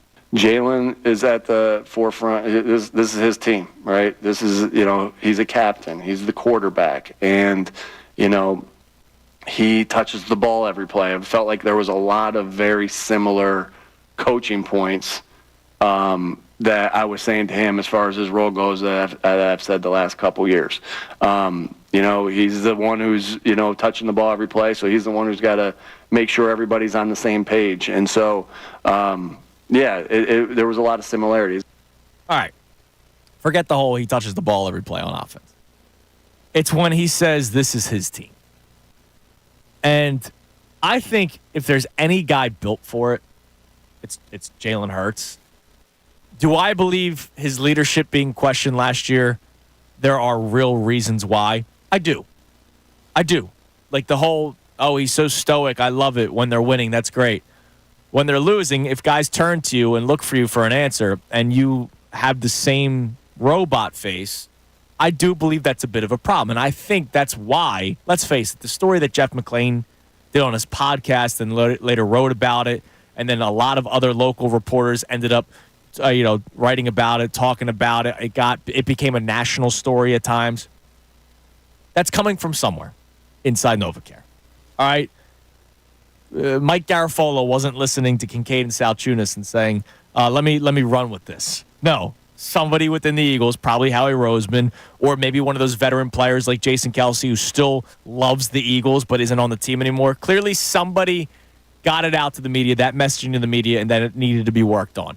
And I think it was. I loved this offseason seeing the photos of Jalen Hurts working with veteran players and guys like Johnny Wilson in between OTAs and training camp. They could have done whatever they wanted during that time. They continue to work. I think Jalen Hurts, out of anybody on this planet, can take these duties. I do believe he needed to work on some things. We'll see if they were worked out. I think they were, just from the outside. I love that it is his team. I do. Are other people there? Because I think people still question him, the player and also the person. I'm ready to go full keys. Jalen Hurts, you're riding the car, man. I don't question the person. But I think if you have questions about the player, that may still be valid. Okay, let's talk about that coming up next. You can text and you can call in 610-632-0975. Are you celebrating that it is Jalen Hurts' team? You just heard Nick Sirianni there. It is his team. And also, coming up next, if you are not ready to move forward, why? And how long are you going to wait?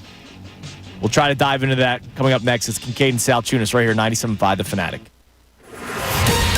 Fanatic Sports Update. Casty calls game. I'm Brendan Gunn, and this update is brought to you by Grout.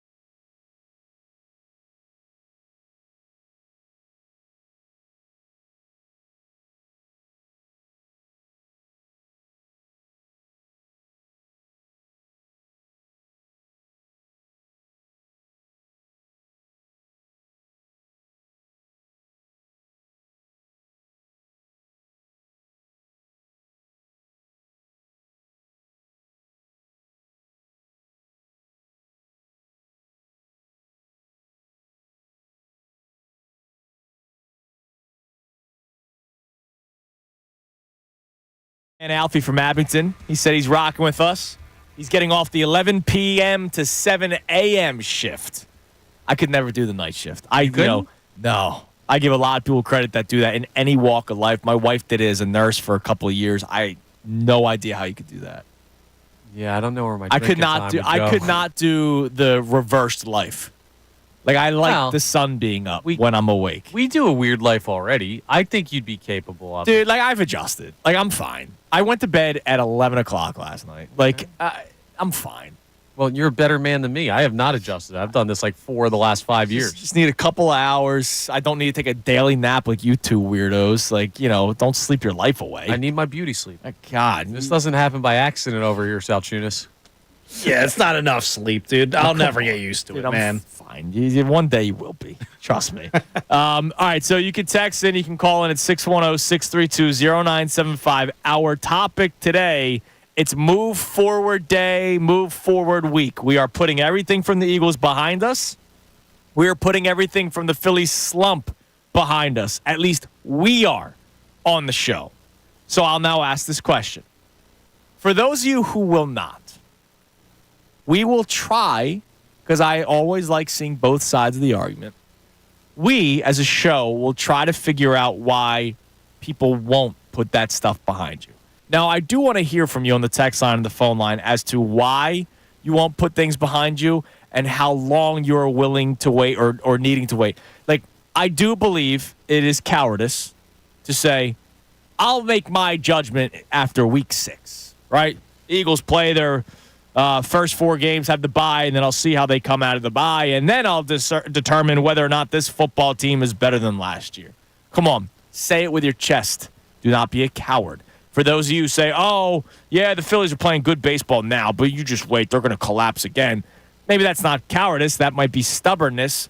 And I ask you why, when they have the second best record in baseball, and during that collapse that a lot of you call it, I'm calling it a major slump. A lot of people call it a collapse.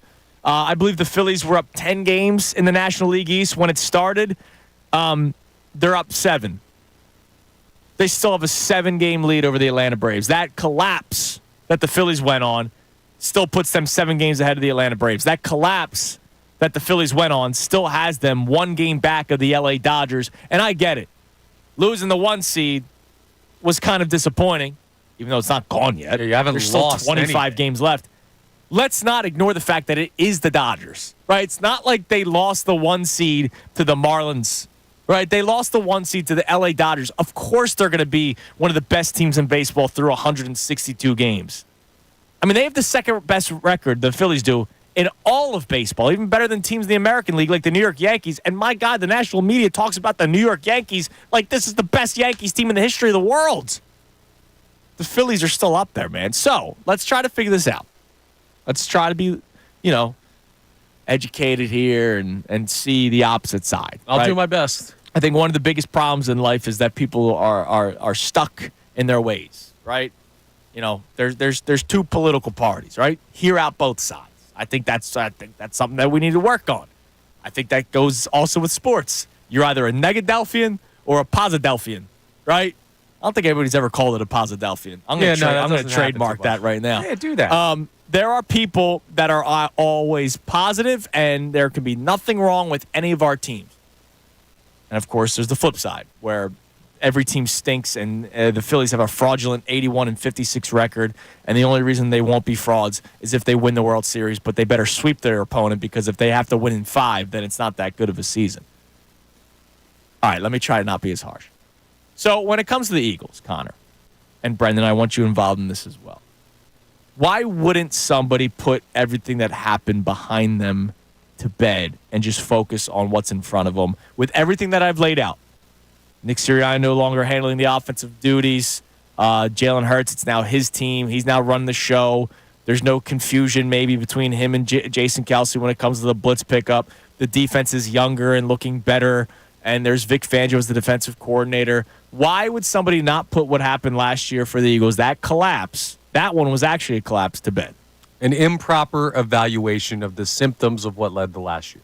Okay. That's the reason. What would their evaluation be? It's the quarterback. Okay. And I know there are people out there that believe that. I know there are people that see Jalen Hurts and do not see him for the quarterback that he is, but see him for what the caricature that national voices like Nick Wright would build, and say things like, oh, well, he hasn't shown enough passing ability. He hasn't compiled enough stats through the air. He hasn't shown that he can have presence in the pocket the right way. That I still don't believe that he's the guy to get this team to where they need to go.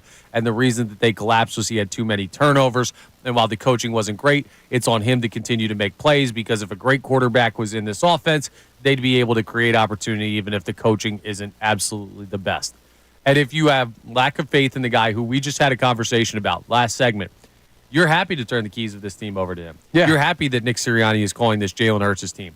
If you feel the opposite way about Jalen Hurts, you're terrified that he's not good enough, he's not going to cut it, and all the weapons in the world can't make this guy good enough to put this team where they should be. That is what I think the majority of people who are not ready to believe in this team look at. I also wonder the people that are. That's great. That's a great answer, Connor. So you look at both sides. That's good. By the way, that's all BS, and he's awesome. But well, look, we've talked about it. I don't think as highly of Jalen Hurts as like John. Right now, John has him throwing for 45 million yards this year. I don't. I have Jalen Hurts playing better than last year, playing better than year one as a starter, but not reaching the same level of, I would say, perfection that he had in year two. I still believe he's going to be probably a top 5 finalist for MVP because it's a quarterback league. It's a quarterback award, right? Like, I believe he's probably going to be a top 5 MVP finalist this year. It's just the eye test thing. Like, I saw 2 years ago him be better than Patrick Mahomes, not just in a Super Bowl, but throughout the regular season. I saw him be better than Patrick Mahomes. Not many guys can do that. Not many guys will ever do that. And I don't think you could do that a second time. That's just my opinion. Right. He could be close. I think he can be close. Like, I think with these weapons, with this offense, like, I think he's going to be good. Like, the people that are maybe down on Jalen Hurts, like, do they think he straight up sucks? I think some people out there think he's straight up. They shouldn't have paid him. Last year was proof of that. You have 2 years that say he's not good and 1 year that says he is. But even last year when he wasn't great eye test-wise, he did put up decent numbers. Right, which is why I don't know what people are seeing. But, like, I can't come up with any other reason. The only consistency between last year and this year is the guy who's under center. Or I guess in the shotgun. He'll be under center this year. But right. It's Jalen Hurts. They changed Nick Sirianni's role. They changed the coordinators. They changed the defense. They changed the offense. They changed, like, the philosophy of this team and how they're going to approach things. The only constant is Hurts. Yeah, well, but even his role's changed. Yeah, think about it. His role as the quarterback of this new offense. His role now, calling out blitz packages. Like, Jalen Hurts' role has changed. Yes, it's the same quarterback, but everything around him's different, which the intel makes him different, makes his life totally different. No, you're right, but his change has been to take on more responsibility, where the other major changes have been guys from last year's team taking less responsibility. Brian Johnson, fired. Sean Desai and Matt Patricia, fired. So significantly less responsibility. Nick Sirianni, a step back. Jalen Hurts is the only one that you're looking at and saying, we're asking him to do more after having a season where we ask questions. Right. Okay, Brendan, I'll ask you from the Phillies standpoint, because you just heard Connor's answer. What would keep somebody from putting the Phillies' major slump behind them? Yeah, they still go out there and they don't drive in runs to the extreme where they should every other night. Some games they go out there, they score 11 runs, right? But the next night, they're barely scratching by with the win, where Nick Castellanos has to drive in 3 runs for you. Trey Turner, he woke up the past couple of games a little bit, but he was striking out at an extremely high clip. Went 0 for 4, I think, the second game of this series. He barely had any hits in the series against the Braves 2 weeks ago, a week and a half ago. There's so many players that aren't quite getting it done. Bryce Harper, he has that injury going on a little bit that he spoke about. Ultimately, it comes down to the bats, because Zach Wheeler can go out there and throw a gem. Aaron Nola can go out there and throw a gem. If this offense is not scoring runs, that's what ultimately is going to do them in or make them win the World Series. And they're still having those nights that we all remember, like Game 6 and Game 7 of the NLCS last year.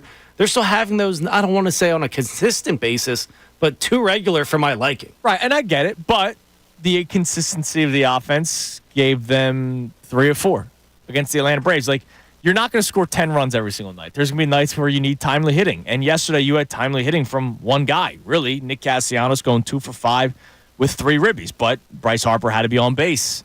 Trey Turner had to be on base.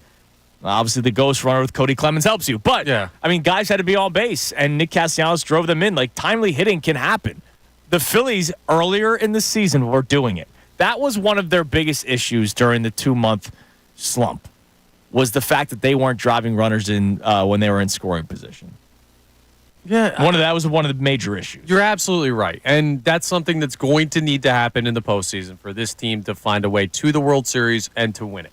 But what Brendan's talking about there and the issues with the team in the stretch that were driving people insane. We just watched the Olympics, right? And you've seen it when they're swimming, right? They always have the lines in front of them. They indicate the Olympic record, the best time ever swam at the Olympics, and the world record, the best time ever swam in that event in any competition. Right. Those don't matter, right? That's playing up to the ceiling that you could be at. All that matters is you're better than the people you're competing against. The Phillies don't have to set the franchise record for wins. They don't have to win the most games in Major League history. They have to be better than the other 29 teams in baseball this year in these circumstances. And even though they haven't played to their ceiling, they're still capable of being better than everybody else. Damn right, Connor Thomas. Filling in for John Kincade one more day. John back at it tomorrow. You can text it. You can call in 610-632-0975 on Move Forward Day, Move Forward Week. When it comes to the Eagles, why aren't you putting it to bed? And if you have put it to bed, explain why. I've given my reasons. Would love to hear from you. It's Kincade Salciunas, 97.5 The Fanatic. Tyrone Johnson. It wasn't even prudent.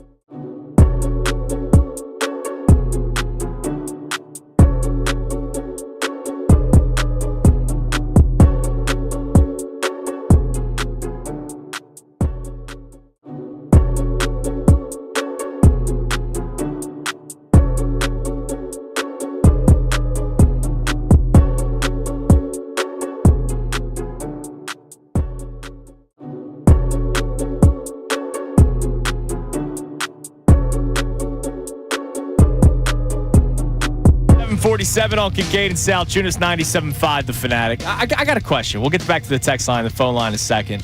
I mentioned college football came back this weekend, even though we had week 0 2 weekends ago. But earlier today we talked about Cam McCormick, 9th-year senior for Miami. Like, my hero. Stop, dude. Like, just grow up, move on.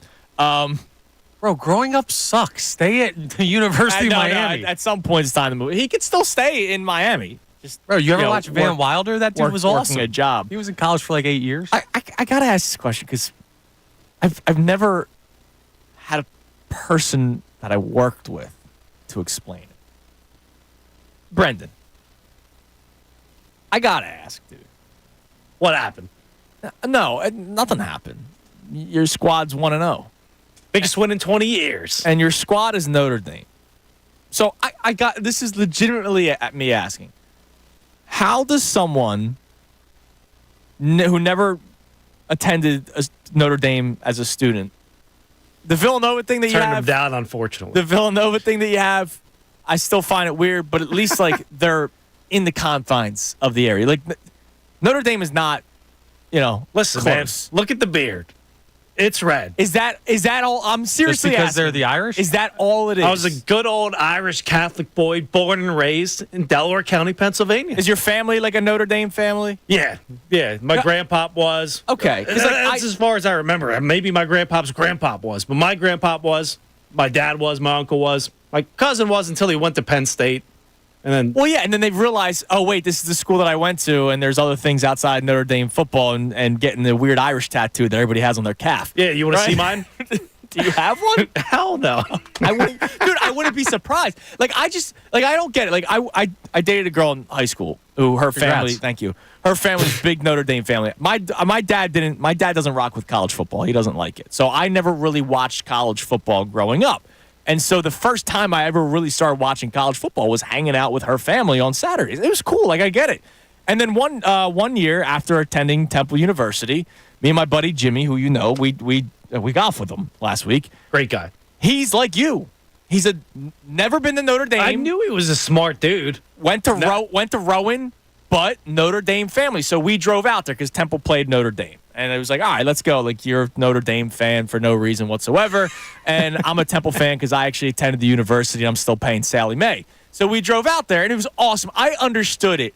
Like, as soon as I walked on that campus. It's cool out there, dude. I totally understood the cult of being a Notre Dame football fan. I imagine if I ever go up to Happy Valley, I would totally understand the cult of being a Penn State football fan. I didn't go to a major football program. All right? Wow. Really? As you could tell by their 51-3 loss over the weekend. They had a shot. I wish I had a better answer for you other than being Irish and Catholic. I have a better Villanova story as to why I'm a fan, but Notre Dame, just Irish Catholic, and that's the way my family was. And I'm a loyal guy.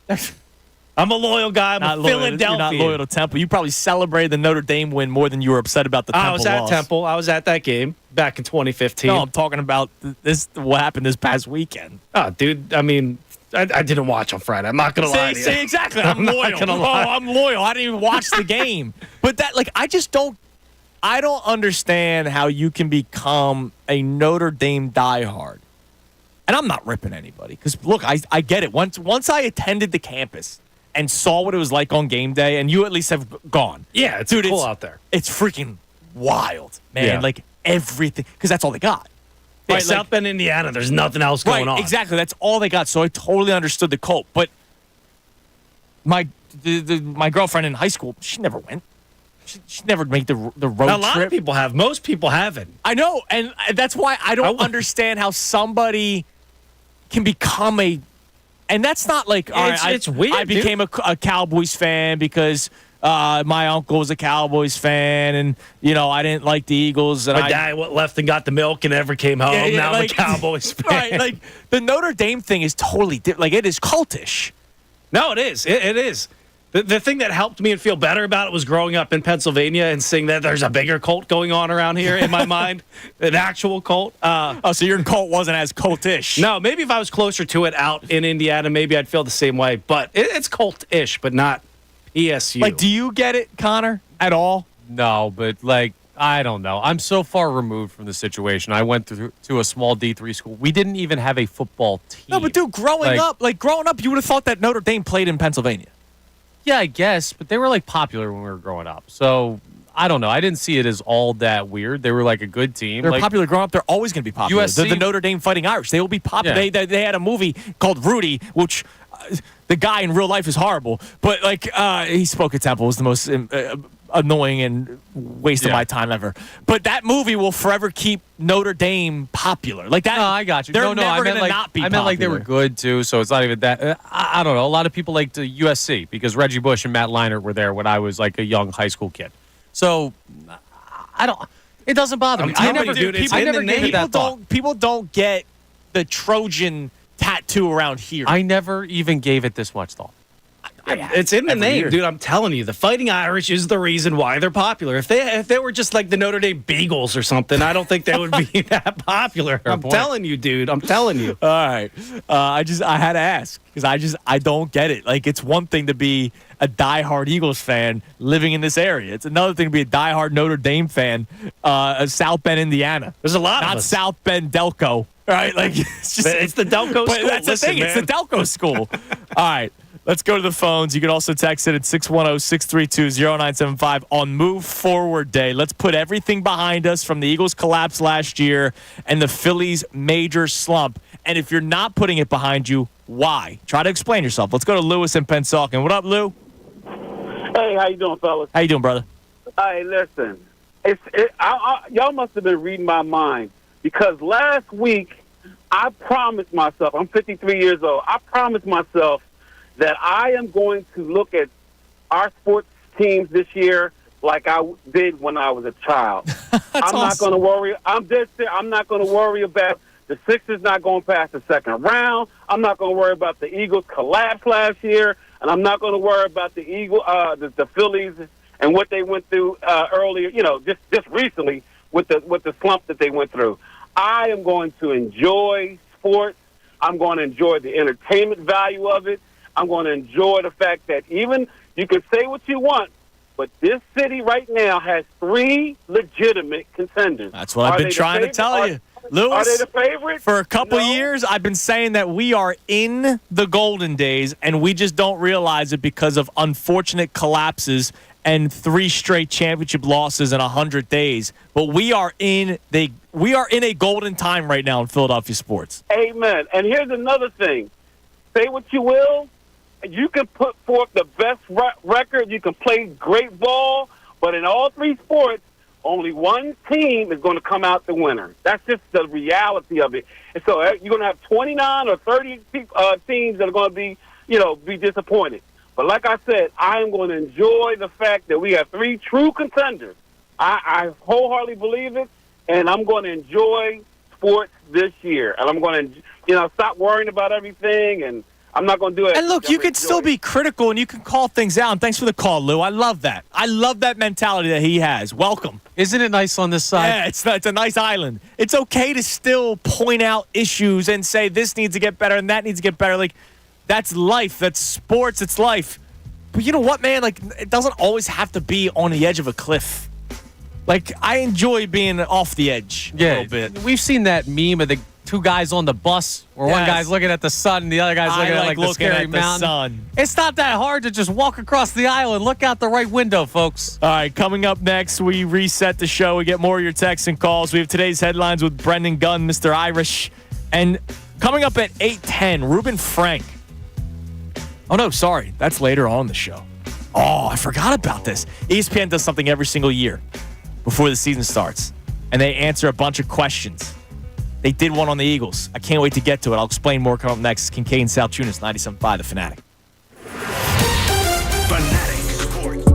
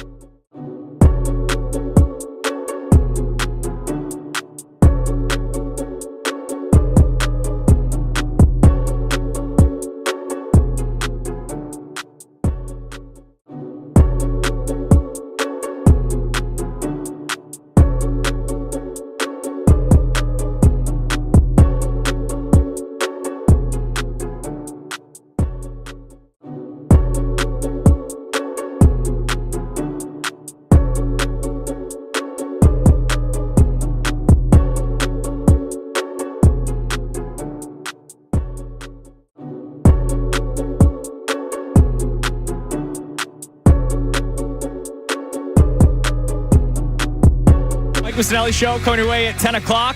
Coming up at 8:05, we have today's headlines with Brendan Gunn. And at 8:10, I fumbled trying to explain this. So ESPN, they do this every single year where every local beat reporter for ESPN, like Tim McManus for the Eagles, obviously there are other guys for all the other teams in the NFL, and the other team at NFL, the other analysts, whether it's the gambling analysts, whether it's the fantasy football analysts, you name it, they answer a list of questions. The biggest strength of each team, concern, a stat to know, fantasy sleeper candidate for those of you who have your drafts coming up, and a bold prediction for each team. So the Eagles comes your way. I'll give you what they said about the Eagles coming up at 8:10 following today's headlines. Sound good? I'm excited about that. I love these types of projections, bold predictions, fun articles from the national media. Even though sometimes we pick and choose what from the national media we like and don't like. Yeah, of course. I do really enjoy the preseason projection type of articles. So it'll be fun. Now there is one thing. About this. I've ranted about this before.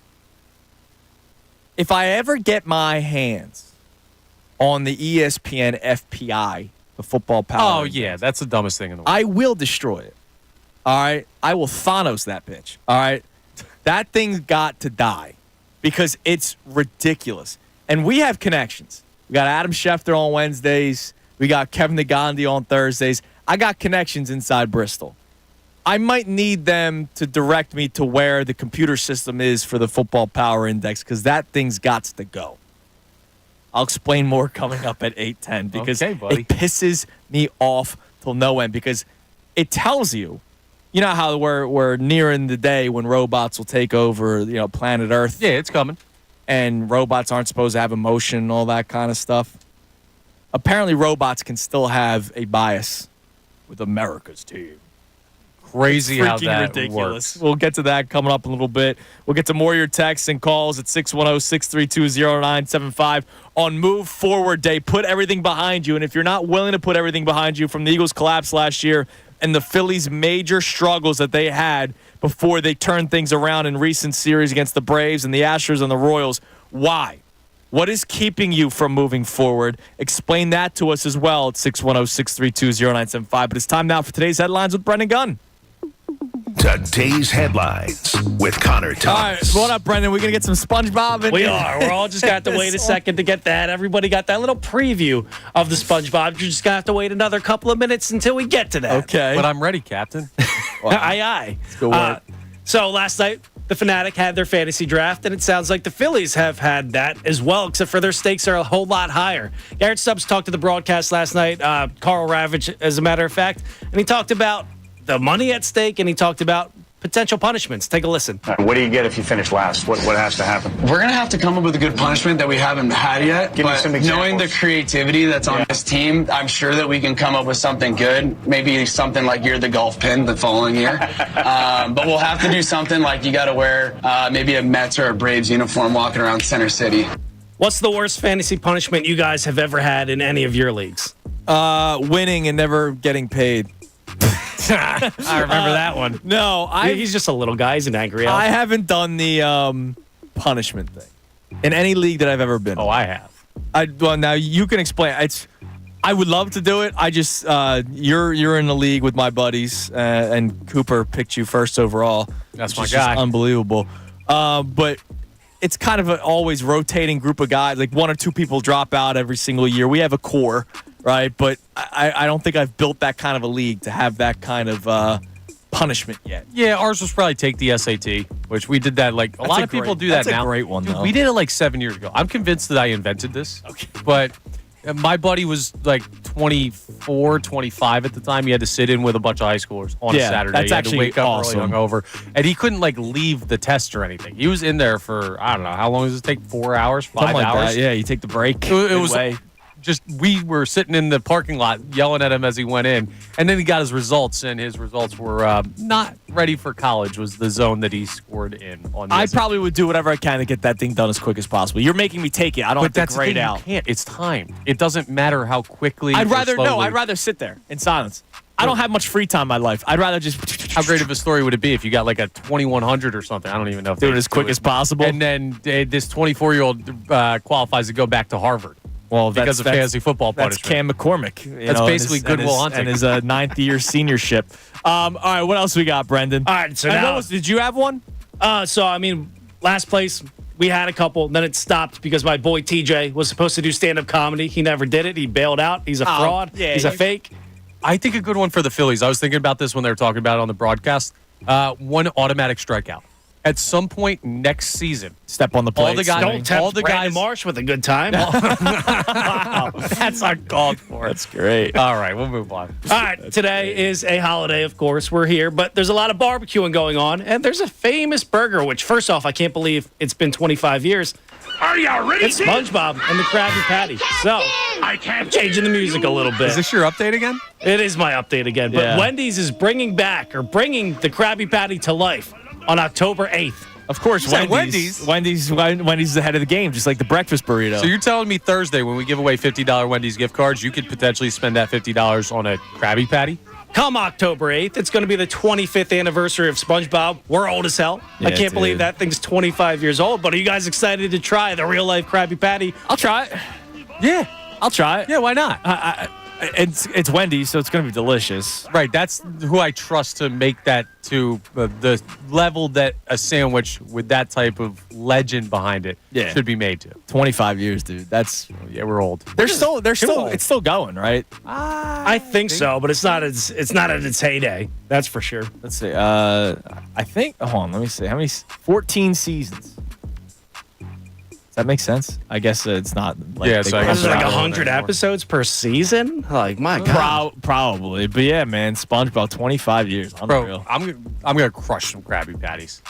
Like I'm hoping we get some free ones, dude. I'm gonna be looking like Squidward, where spoken like a true radio personality there, Brendan. I hope we get free food. Man, one of the benefits. Go right to the hips. All right, I'll play the replay. I'm going to reset today's main question moving forward, and then I got a question for you guys about it. All right. Ever since I've been here, we go again. Hitting the arrow too high, Captain. All right. It is move forward week. At least move forward day on Monday. Because here's the deal. I am tired of looking back. I am tired of it. Because whatever the problems the Eagles had last year are problems the Eagles had last year. All right, so we're all moving forward. The fan base is moving forward. Do you think the team should move forward, or should they attack this season like the Phillies did? We heard Buster Olney, we heard Larry Bell would come on and say they were remembering last season. They were playing with a chip on their shoulder. How about Andrew Salciunas, who was doing shows live from spring training? And Salciunas, he's getting those guys. I did my own research. I spoke to people, but that's all right. Should the Eagles play those guys? I'm just a dude. Yeah, go ahead. Should the Eagles play with the same chip on their shoulder, remembering last season that the Phillies did to start the season, or should they just start afresh and forget all about it? I think it's been kind of squashed. I think they moved on already. I think the intense training camp, in today's day and age, I think that told you that they moved on. I don't think they need to answer to last year anymore. No, and they haven't really talked about it in their media availability. No one's like, last year can't happen or stuff like that. They've been very focused on. Here's the issue with playing this season with a chip on your shoulder looking at last year. Because when you acknowledge that last year happened and things start to go wrong this year, it's now on your mind.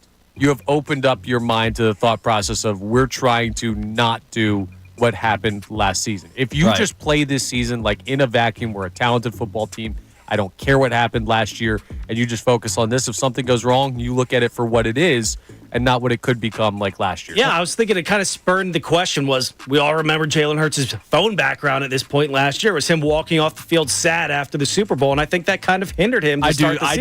I do too. And that article that came out that Tim McManus and Jeremy Fowler did on the Hurts and Sirianni relationship, there was a part of it where Hurts apparently was giving this, environmental feel of, man, we just lost a Super Bowl. And, like, the Eagles were 7-0, and it was, man, we lost a Super Bowl.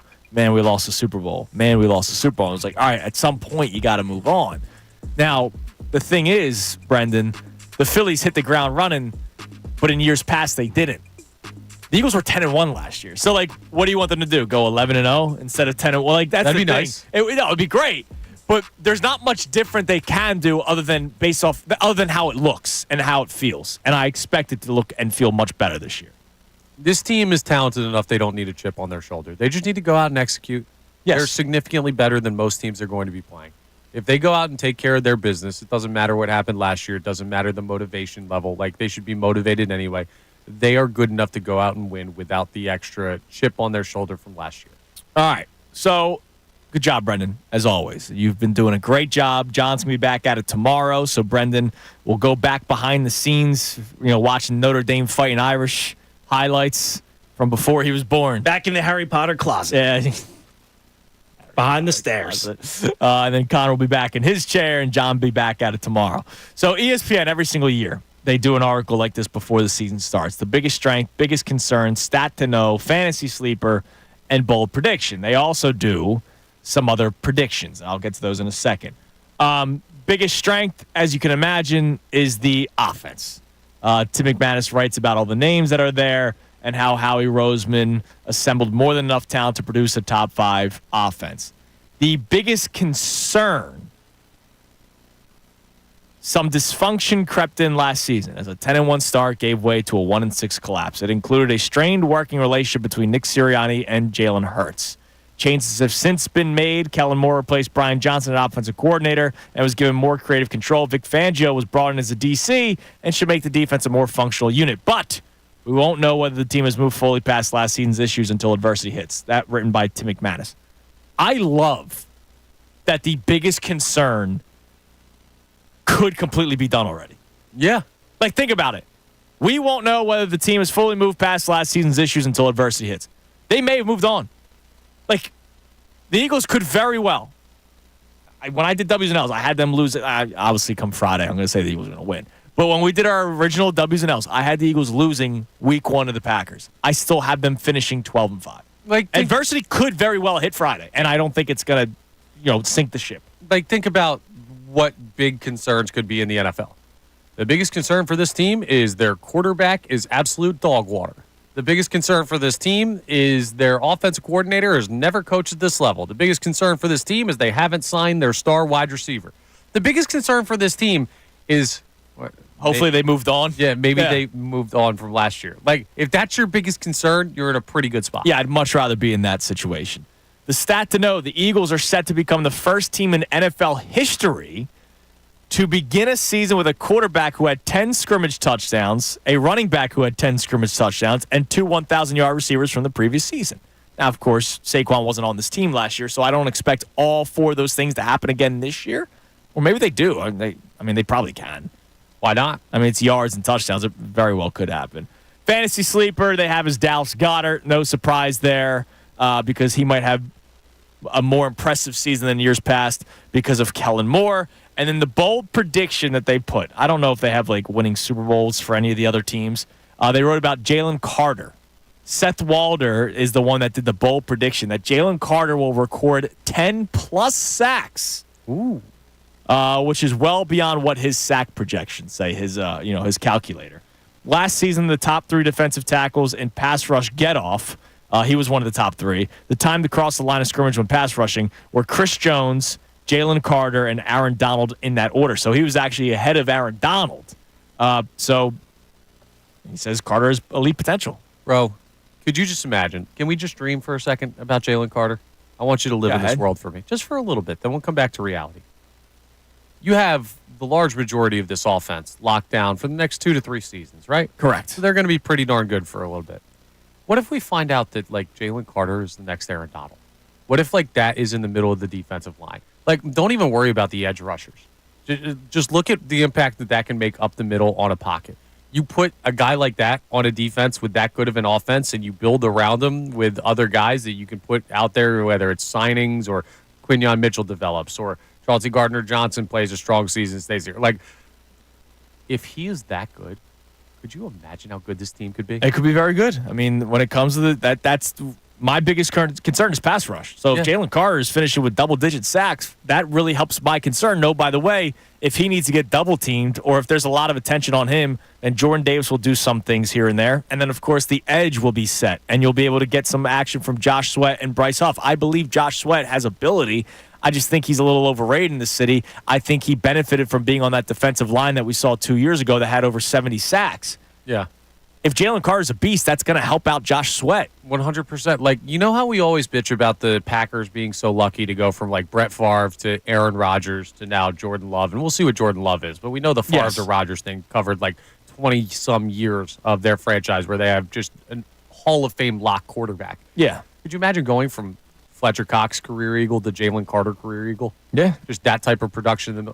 Like, it would be pretty nice. Dude, he could be so good. He could be. All right, dream time over, but that was a fun place to be, right? It's a good place to be. All right, the other things that they have on here.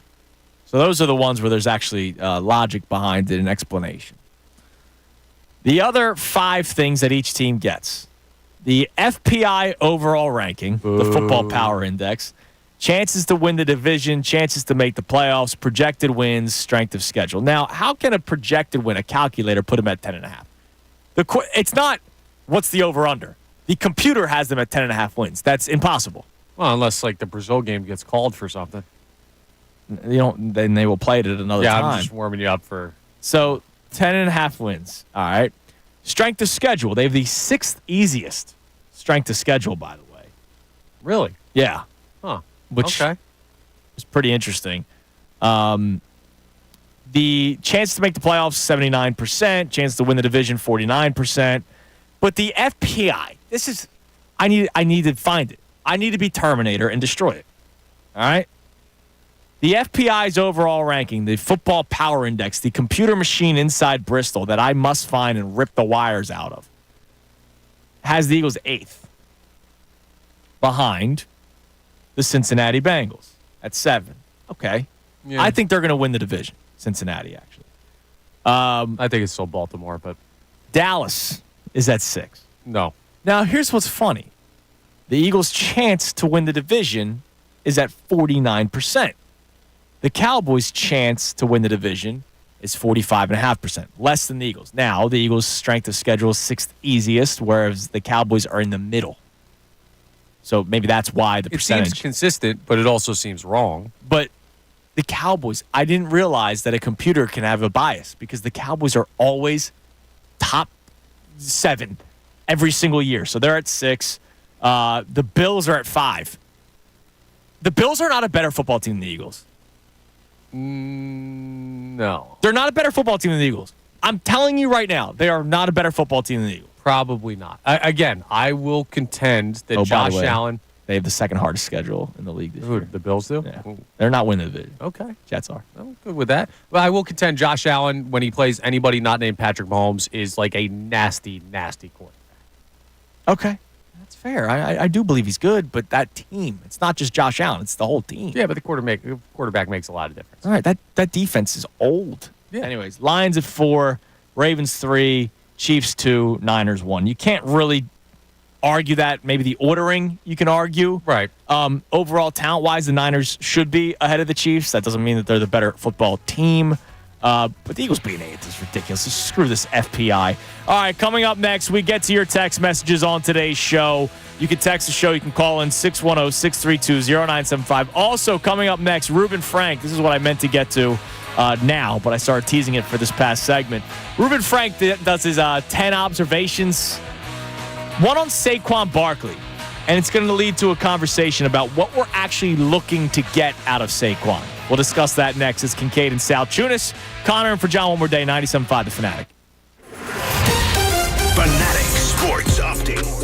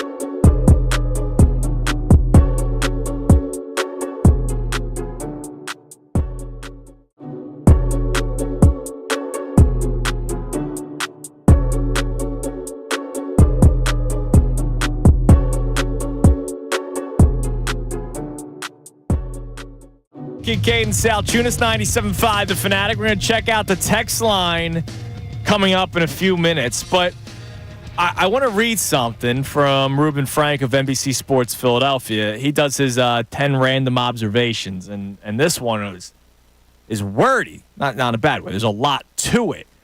And I'm curious because I've said to you a couple of times, Connor, as you can be my witness, that I don't think we've talked about Saquon Barkley enough this offseason. You have said that. I think we will quickly on Friday when we see him in an Eagles uniform. I think a lot of people are waiting to see him play first. But because of how stacked the offense already is, and because we are a football crazy town, he signs, and we don't just think about the talent. We also think about cap and why would you pay a running back that much? Like the Saquon Barkley signing, I think a lot of people had a similar feeling that I did. I wouldn't have done it, but I love it. Right? Like I wouldn't have paid Saquon Barkley that kind of money. Now, the cap hit's really not all that bad. But that's something that I wouldn't do. Now, I'm not a GM. I'm not Howie Roseman. But I love that he's here because I know how talented that guy is. And I think in New York, he had it rough. Yeah. And he still put up ridiculous numbers. This isn't a perfect example, but it would be like if you were making like $120,000 a year and you bought like a Lamborghini.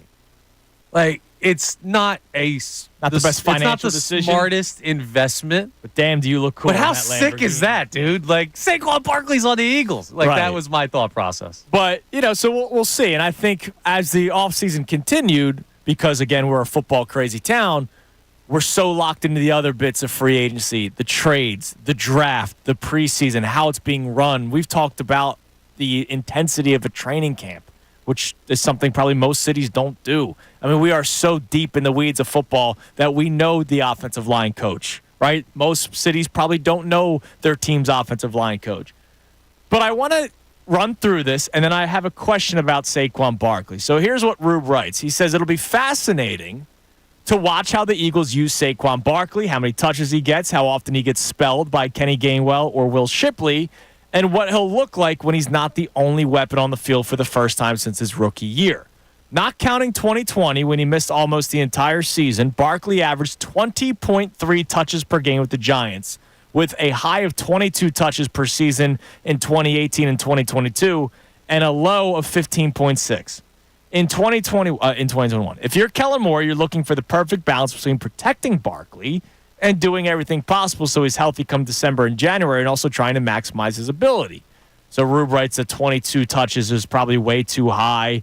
He thinks 18 per game makes sense. Miles Sanders and DeAndre Swift both made the Pro Bowl the last 2 seasons at 16.5.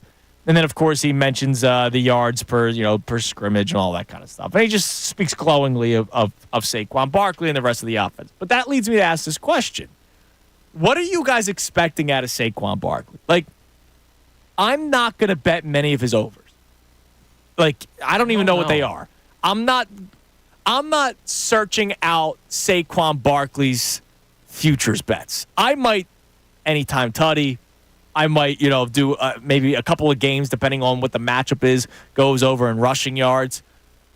I think what Rube writes about maintaining the balance of maximizing Saquon Barkley with the talent that he has around him, which he didn't have in New York, but also being ready for the playoffs is a big deal because this is a playoff team. Running the football in the playoffs still matters. Controlling the clock in the playoffs still matters. Cold weather and running the football still matters. And Saquon Barkley's only experienced that, once, maybe twice in his life? Yeah, I think he's only got 2 career playoff games, and it was the Vikings and then getting smoked by the Eagles. Yeah. I get it. I do. And I understand focusing on that. It's very much like the Philadelphia Phillies conversation of Rob Thompson giving players off days and people getting annoyed at that. And it's like, put your best players out there. You need to win. There needs to be a balance of where you believe a team could be and getting there healthy and also doing everything you can to win a game. The thing I would contend on your argument about the overs for Saquon Barkley, this team could be nasty. Like, this Philadelphia Eagles team could be beating the brakes off of teams this year. And if that's the case, what are we going to see in the second half? We're going to see a steady diet of run the football, keep the clock rolling, Like, and it if won't, they're it beating won't the all- brakes off them, who is running. Exactly. It won't all be Saquon Barkley. Right. But I do think we will see a lot of Saquon kill some time. We're handling this game. We want to have a long, drawn-out possession. So, like, in theory, I think we look at this team when we evaluate, like, what the offense should be, and we think about it in a 0-0 game. We think about it at the start of the game, like, what's the play you're running? Well, you could go to AJ. You could go to Devontae. You could go to Dallas Goedert. You could go to Saquon. You could go, like, zone read with Jalen Hurts. You have all these options, but if you're up in games like we expect them to be, you're probably going to be leaning more on the running back. So, I don't know. I would expect Saquon to be used a little bit more simply because I think this team is very good and they'll be in position to do that. So Saquon's played 2 full seasons. His rookie year in 2018 and the Eagles' Super Bowl appearance season in 2022. In 2018, his rookie year, they did not wait to utilize him. He had 261 carries. He also had 91 receptions. So that's, 350 touches during the season.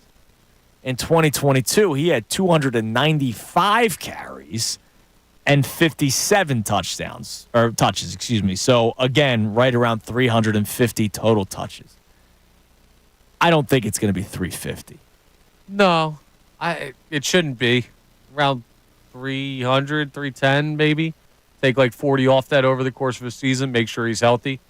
Because, well, let's look at it objectively. The Giants didn't really have dreams of February when they were using Saquon Barkley. Right. And they had nobody else. Like, they had to utilize their best player who they drafted, 4th overall, or 2nd overall, which I get it in that day and age. Right, but I would never draft a running back that high anymore. There's a strong argument that because of that same reasoning, Saquon Barkley will be more productive and less touches with the Philadelphia Eagles offense. So I wouldn't expect him to be, like, lower on the yardage compilation or touchdown. No, I'm saying in terms of like how much are you actually expecting? Like, I'm not expecting a 25 carry day out of Saquon Barkley every single week. No, you might get 1 or 2 here and there. Yeah, but you saw last year, man. The Eagles tried maintaining DeAndre Swift to the playoffs. Yes. What do you think they're going to try to do with Saquon Barkley? That's totally fair. I just don't think that. I think when some people hear that, they think, okay, Saquon Barkley, 800-yard rusher this year because just so much time is split between A.J. Brown, Devontae Smith, Hurts running the ball, Dallas Goedert, all this other stuff the offense can do. I think it'll still be just as productive of a season. It will just look significantly different than what it was in New York. Look, I still think he finishes with 1,000 yards rushing. DeAndre Swift was a 1,000-yard rusher last year and was not used all that much. Dude, he didn't even play in week 1. Yeah, that's right.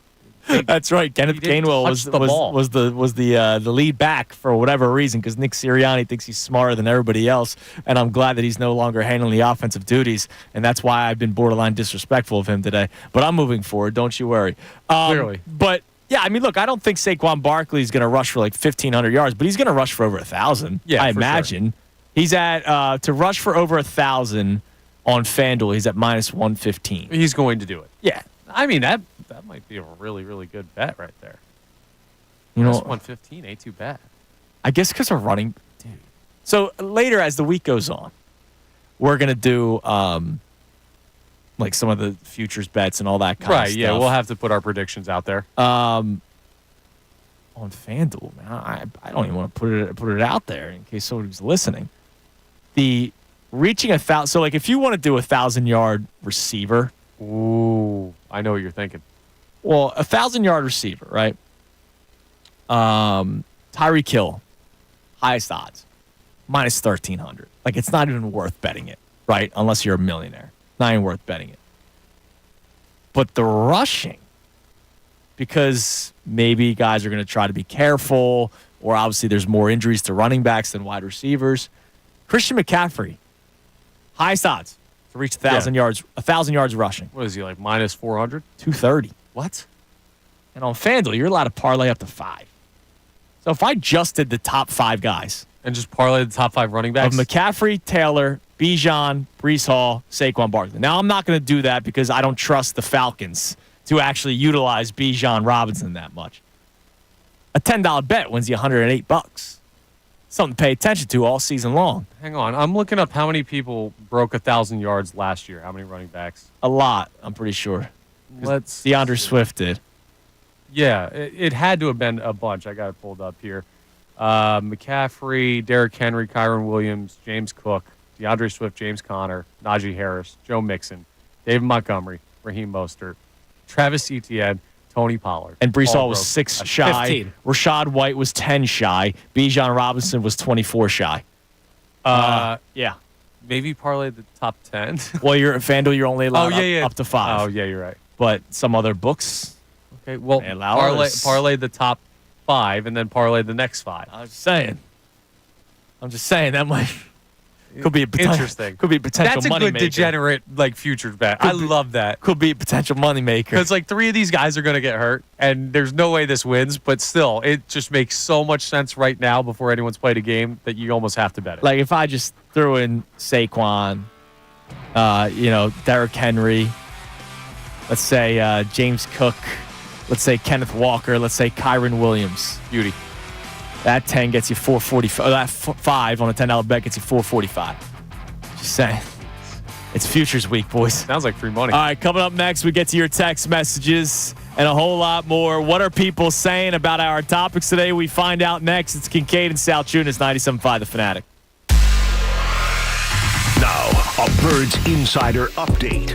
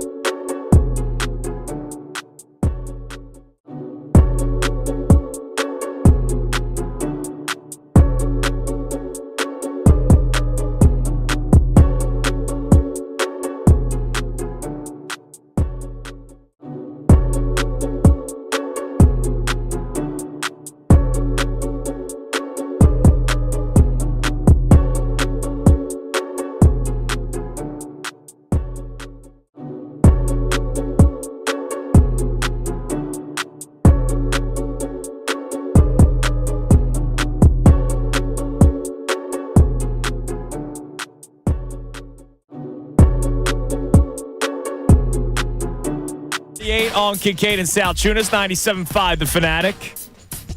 Get to the text, but History Watch is still on, by the way, as the New York Mets swept the Chicago White Sox this weekend. Hell yeah. The White Sox have lost 10 straight games and are now 31 and 107. They're on pace. No, they're going to break it. Yeah. They're going to break it. They are, I think it's 14 losses shy of tying the record, and there's 25 games left. At least for the Phils, give or take 25 games.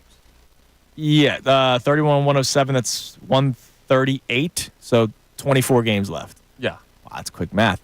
So in 24 games, they have to lose 15 of them to break the record, I believe it is. So they have, yeah, they're dead. So that's what, 10? So that's 9 and 15? Yeah. There's no way they're not they going win 9 9 games. If they go 9 and 15, that would be more of a surprise than them breaking the record at this point. Absolutely. That's how bad of a baseball team the Chicago White Sox are. It's amazing. Them winning 9 of their next games would be like more rare than the Panthers winning 9 games. Correct. Yes, it would be. All right, what do we got in the text line today, B-Gun, on any of our topics that we got going on? Yeah, we got a first-time texter. So I want to welcome our guy, Gubby Reynolds, to the program. Gubby? He said, last year made me sick to my stomach. It took all the joy out of my life. I'm willing to move on, but I'm only going to give them 3 games to show me they progressed. I'm extremely optimistic and believe that this team is an entirely new team as of right now. Okay, and that's why we asked the question today. If you're just tuning in, today's Move Forward Day, Move Forward Week. I want to put everything behind us and be done bringing up collapses, be done bringing up the Phillies and their major slump after what you've seen over the last couple of weeks of the Phillies playing a lot of good, much better baseball. But I did ask, if people aren't ready to move on, why? And so Gubby Bubble Guts. Come on. Gubby just texted that the collapse was so bad last year that he's not going to move on. Now, I would like for you to follow up, Brendan, because I know you can respond. What is it going to take?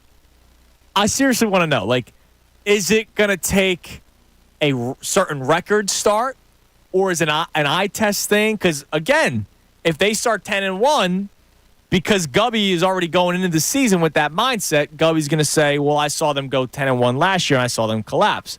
To which I will say, well, it depends on how they played, because they were also 10-1 the year before that, and they went to the Super Bowl. Right, yeah. So I think it's a healthy balance of both the eye test and the record. You can't say, well, they've looked really good, but they're 0-3. That's not – no, we're going to lose our mind. But you also can't, because of what you just brought up, the 10-1 thing, you can't just look at the record. There has to be a balance.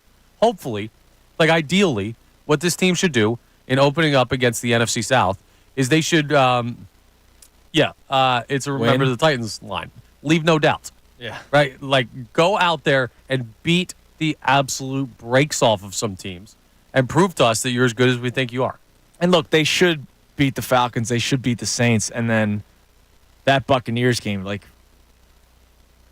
they embarrassed you in the playoffs last year. Well, you embarrassed yourself. Let me make this clear. Yeah, that's the Eagles embarrassed themselves. If that's a pride game, use it, man. Use that game to say, you know what, we're going to beat the hell out of this team and put a lot of our doubters wrong. Not that I think there are many doubters. I think people are just kind of questioning it at this point. Yeah. I don't think people doubt the Eagles. I think people like Gubby or people on all the talking networks, ESPNs and Foxes and CBS. Nick Wright is the only guy. No surprise. That's straight up saying it's going to carry over and it's going to be a problem in Philadelphia. I think everybody that talks about last year and carrying over this year, I think is just questioning if it will happen again. Right? Nobody's saying it's going to. No. I think there's a healthy amount of concern from some people that they say, hey, I want to see it tangibly before I believe it's not going to happen because I never believed it was happening last year until it was too late, so I don't want to get burned again. But I also think that those people rationally should have a feeling that it should be positive. I believe it's going to work out, but there is that little voice in the back of your head where you said, well, you believed it was going to work out last year. So, right. Thinking it could and thinking it will are two very different things in this instance. I think most people are thinking it could. All right. Give us one more text there, Brendan.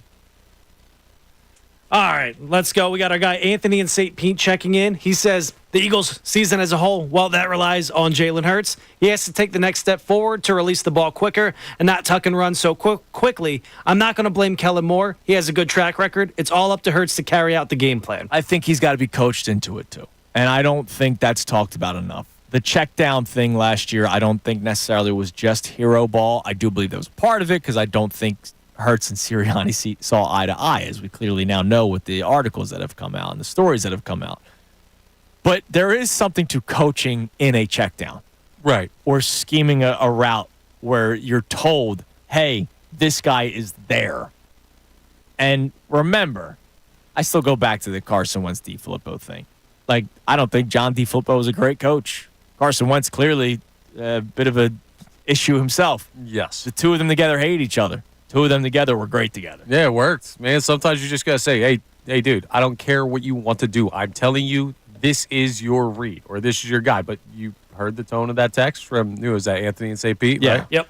The question marks about Jalen Hurts. That's some people's concern with this team. Saying, can he actually do that? Can he actually make the right decisions? Was it coaching or was it the quarterback more than we think? And I'm firmly in the camp that Jalen Hurts will be able to do that. And Kellen Moore will help. Yeah, I think so too. That's what I was talking about earlier. All right, coming up next, we'll reset the show. We'll start talking some more Phillies as the week begins tomorrow for the Fightins. They are off today. But coming up next, speaking of the Phillies, pretty cool. We had the game on last night, believe it or not. We'll play you the ESPN radio walk-off call, and we'll talk some more Phillies. We'll talk some more Eagles. I want to look at the other National League contenders as well. And we'll get to more of your text messages at 610-632-0975. It's Kincade and Salciunas on this Labor Day Monday morning. 97.5 The Fanatic. Fanatic Sports Update. Casty buries the Braves. I'm Brendan Gunn, and this update is brought to you by Discover. Discover wants everyone to feel special. That's why they will double all the cash back you've earned on your credit card at the end of your first year with the cash back match. See terms at discover.com/credit card. The Phillies won the final matchup of the season against the Atlanta Braves last night by a score of 3-2. It also gave them a series win over the weekend. They took 3 out of 4 from the Braves. Aaron Nola got the start last night, and he was solid. He went 6 innings pitched, he struck out 9, and he allowed 2 earned runs. But the man of the night, that was Nick Castellanos. Nick Castellanos drove in all 3 runs for the Phillies, including a walk-off RBI in extra innings. We're going to have to call for that on ESPN Radio on the other side if you want to relive it. The Phillies now hold a 7-game lead in the National League East, and they're 1 game back of the Los Angeles Dodgers for the best record in the entire National League. Like most of the population today, the Phillies are off, but they will begin a series up in Toronto tomorrow. And we are now just 4 days away from the Eagles kicking off their season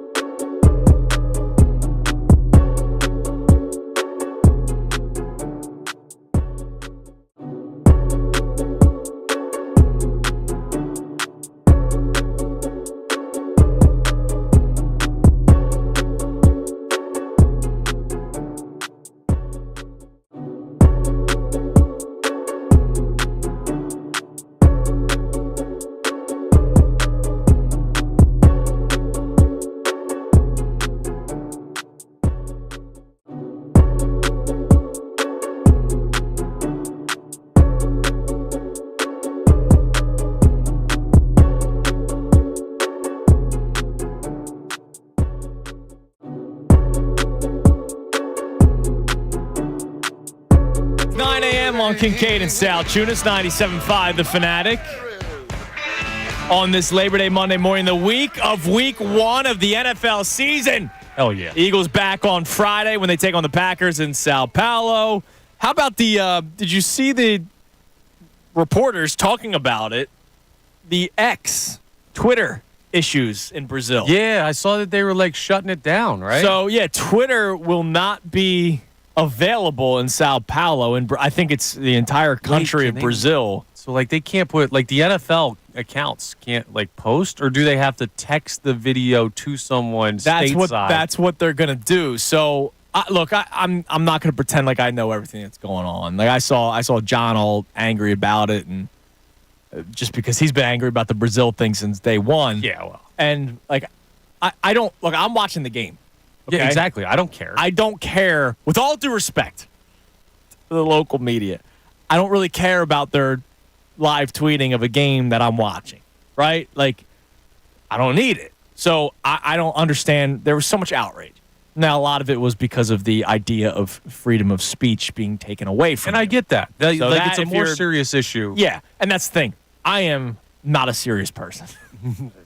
All right? Like, I'm not a serious person. So this is another thing that I'm not bothered by. People are upset that they're going to a dangerous area. They're not leaving the hotel room. They're going for work.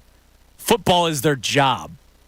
The only thing I'm upset about is that they lost a home game environment at Lincoln Financial. Also, Field. like, a dude on the 49ers got shot in the chest in the United Literally in States. San Francisco this past weekend. I don't know, man. You got to be safe everywhere. Exactly, Days, so. which is horrible, and it's amazing. It Ricky okay. Ricky Pearsall got shot in the chest. A guy tried robbing his Rolex off of him, and thank God it hit his right side, not the side of his heart, and it missed all vital organs. Went through. I think the bullet went completely through him. I saw maybe one report, but unbelievable. So God bless that guy for being alive. But yeah, I mean, so the reporters will not be able to tweet during the game, and if there is somebody who is like for working for the NFL social media, they will probably be taking the video and sending it to whoever's back at the States. Yeah, well, in place of the beat reporters whose tweets you'd normally follow, at Connor Thomas 975, I'll be tweeting random stuff from wherever I'll be watching the game. And, yeah, you can follow that. It'll be dumber, but it'll be entertaining, hopefully. All right, so coming up at around 9:10, you're going to hear how it sounded on 97.5 The Fanatic. How about that? The Phillies winning last night. And then, speaking of ESPN, now that was the ESPN radio call. ESPN TV, Nick Castellanos, because it was Sunday Night Baseball, was interviewed after his game-winning hit. And it was a masterclass of a Nick Castellanos press conference. That comes your way around 9:10. And then we're going to look at the week that is for the Phillies. And I want to look at the landscape of the National League because the Phillies are still fighting for a top 2 seed to hopefully get a bye if that's what you want, because I know how people feel about that. But I saw something interesting, then we'll get to the text from our own website. Ooh. So Dylan McKinnon, who does a tremendous job behind the scenes here at 97.5 The Fanatic, I just saw it tweeted out, but it was written on the 30th. I want to go through this with you. Ranking all 11 Eagles position groups from worst to best. Okay. It's a pretty interesting way to look at that. It is. I would have clicked on it. So, who do you think? It says Dylan and the best show ever. So I don't know if this was a team effort or if it was just Dylan. I'm not sure. Who do you think is at 11 according to this article from our station? Linebacker. Wrong. Now I would agree with you that linebacker should be. Who else could dead last? What else could it be? My biggest concern. Defensive line? Edge rusher. Okay. Because edge rusher is Bryce Huff, Josh Sweat, your 2 starters, and then it's Nolan Smith, Brandon Graham, Jalix Hunt, who is a extreme unknown at this point, and Patrick Johnson, who's a special teams player. Now, linebackers are still worse, but I can understand. Like, I was thinking defensive line as a whole unit. So I can understand that a little bit more, that there's a conversation, but I'm still going linebackers pretty easily. Yeah, because look, Devin White, like, I know that Bryce Huff got paid for what he has been able to do and some projection. I have seen Josh Sweat, even though I think he benefited from that defensive line, I have seen Josh Sweat have a successful NFL season. Yes. Right? That's two guys right away. Brandon Graham, I don't know what he's going to provide for you, but he's there. Nolan Smith is a first-round pick. The other two guys we'll see. Linebacker, all right, Devin White has not been good. And I do think he's going to be better this year, but he's not been good. Zach Bond's playing a new position.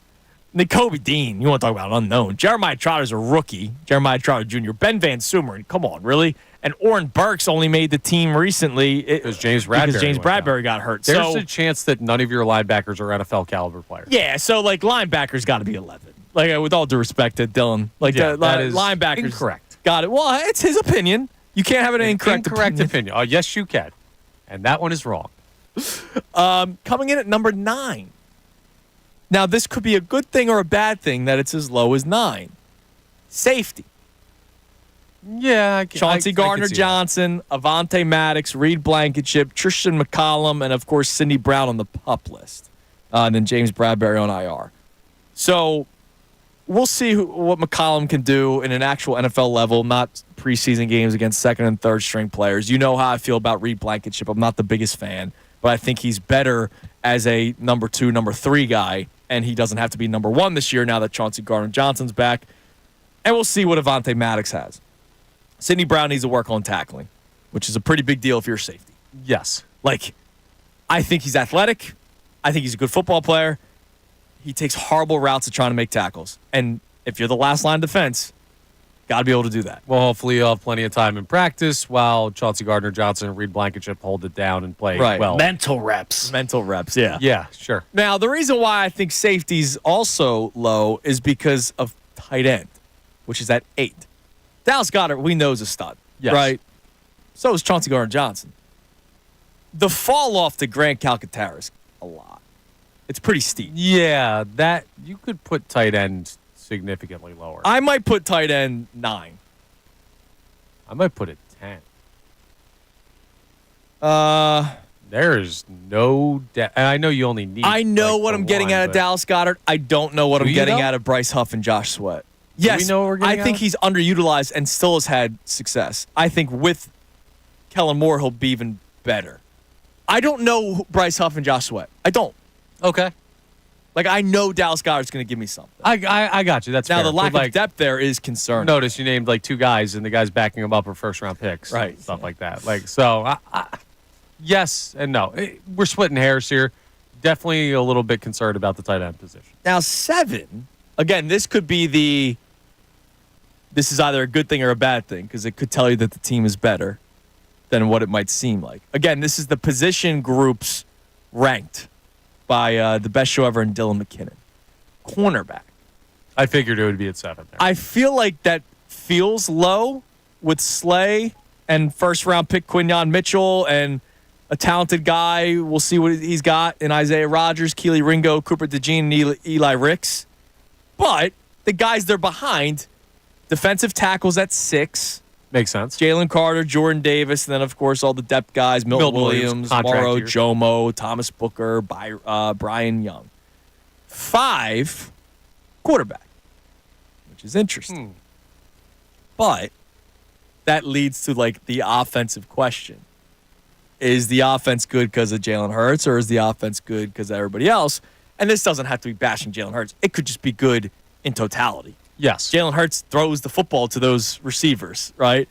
But he's protected by the offensive line, which is at number 4 on this list, of Lane Johnson, Mekhi Becton, Cam Jurgens, Landon Dickerson, Jordan Mailata, your stars, and, of course, the guys on the bench. At 3, they put running back. Saquon Barkley, Kenny Gainwell, Will Shipley. I'd put quarterback over running back. Yeah, because, Saquon's a freaking stud, but then, we all wanted Kenneth Gainwell out of town. Right. Now, all of a sudden, they're the 3rd best position group on the team. Jalen Hurts doesn't come off the field on 3rd down. He's out there every single play of every single game unless you're up 40.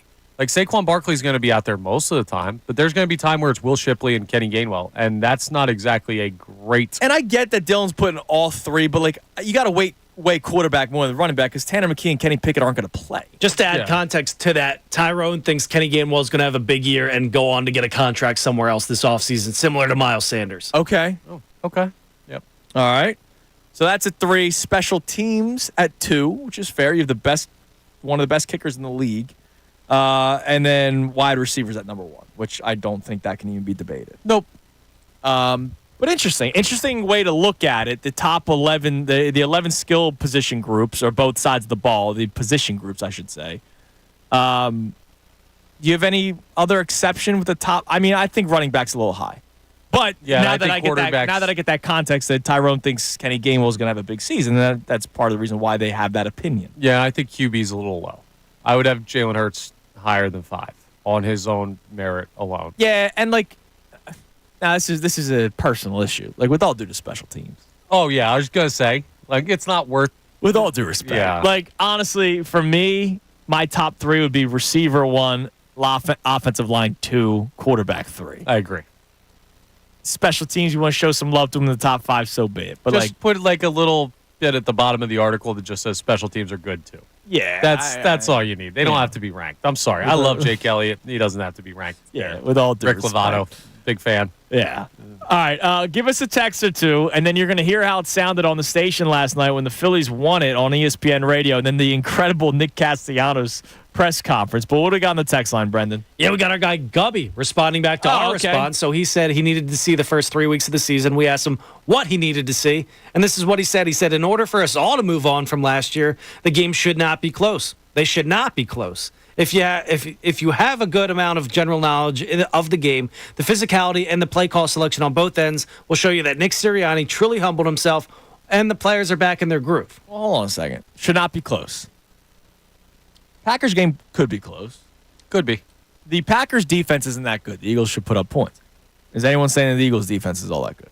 No, but is anyone I think the Packers offense is overrated. We'll get deeper into it throughout the week. Yes, we will. I did an exercise yesterday and ran through the depth chart offensively and match up the starters. Why do you have to tell us that he didn't exercise? He ran through it. He's getting after it. Oh. Yeah. Ran through the Packers depth chart. I don't know. That's just the way I didn't go to the gym yesterday, so I had time to look at football. When I'm not being a football guy, I'm still being a football guy. You done? Anyways, Eagles-Falcons. Yeah. Kirk Cousins still does carve up defenses at times. He has not had success against the Eagles his last 2 showings, right? The Eagles have won both those games. But, he's got weapons with Bijan Robinson. And so, who knows? Don't draft Kyle Pitts. Don't ever draft Kyle Pitts in your fantasy league. But you know that the guy's still a weapon.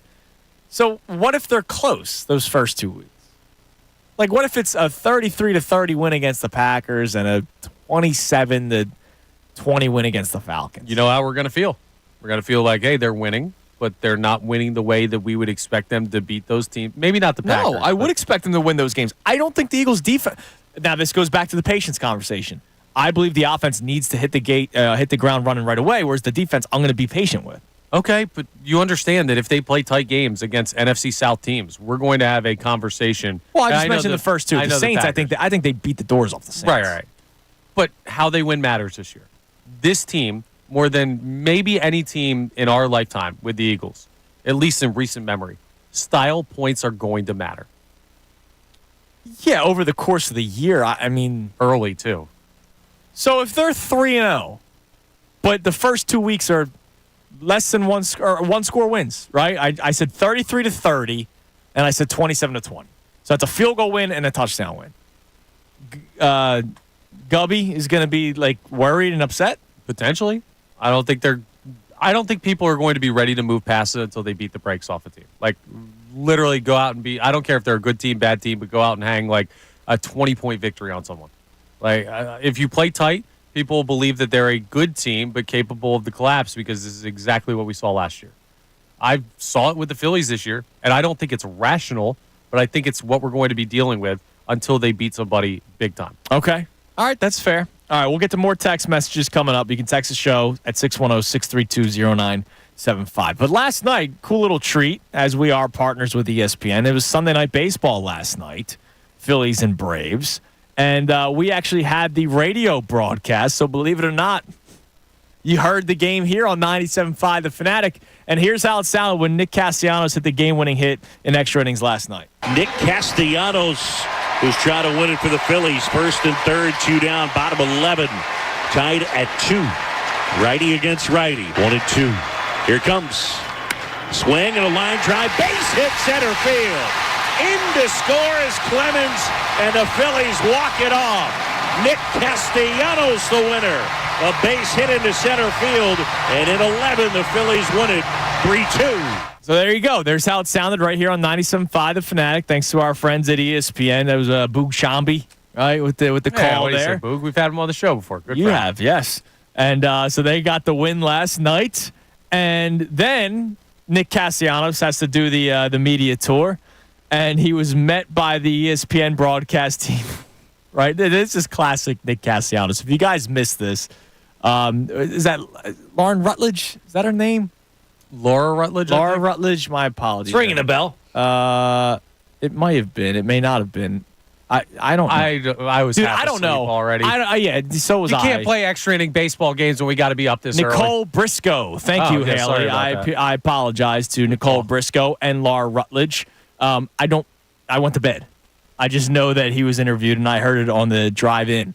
But here is Nick Castellanos yesterday, just being himself. What did you see on that pitch that allowed you to be, the guy who was mobbed at the field there? Four-seam fastball. And how did it work for you? I mean, you saw the game, right? You see the highlight? I did see the highlight. You are the one. I got to ask you, it was Thursday. It was Thursday night that you had the phone in your pocket, and it rang. Where's the phone now? Oh, no, that was a reporter that was asking the questions. That was not you. That wasn't. No. If it was me, I would have just pulled it out and talked to whoever was calling. All right. Well, there we go. Okay.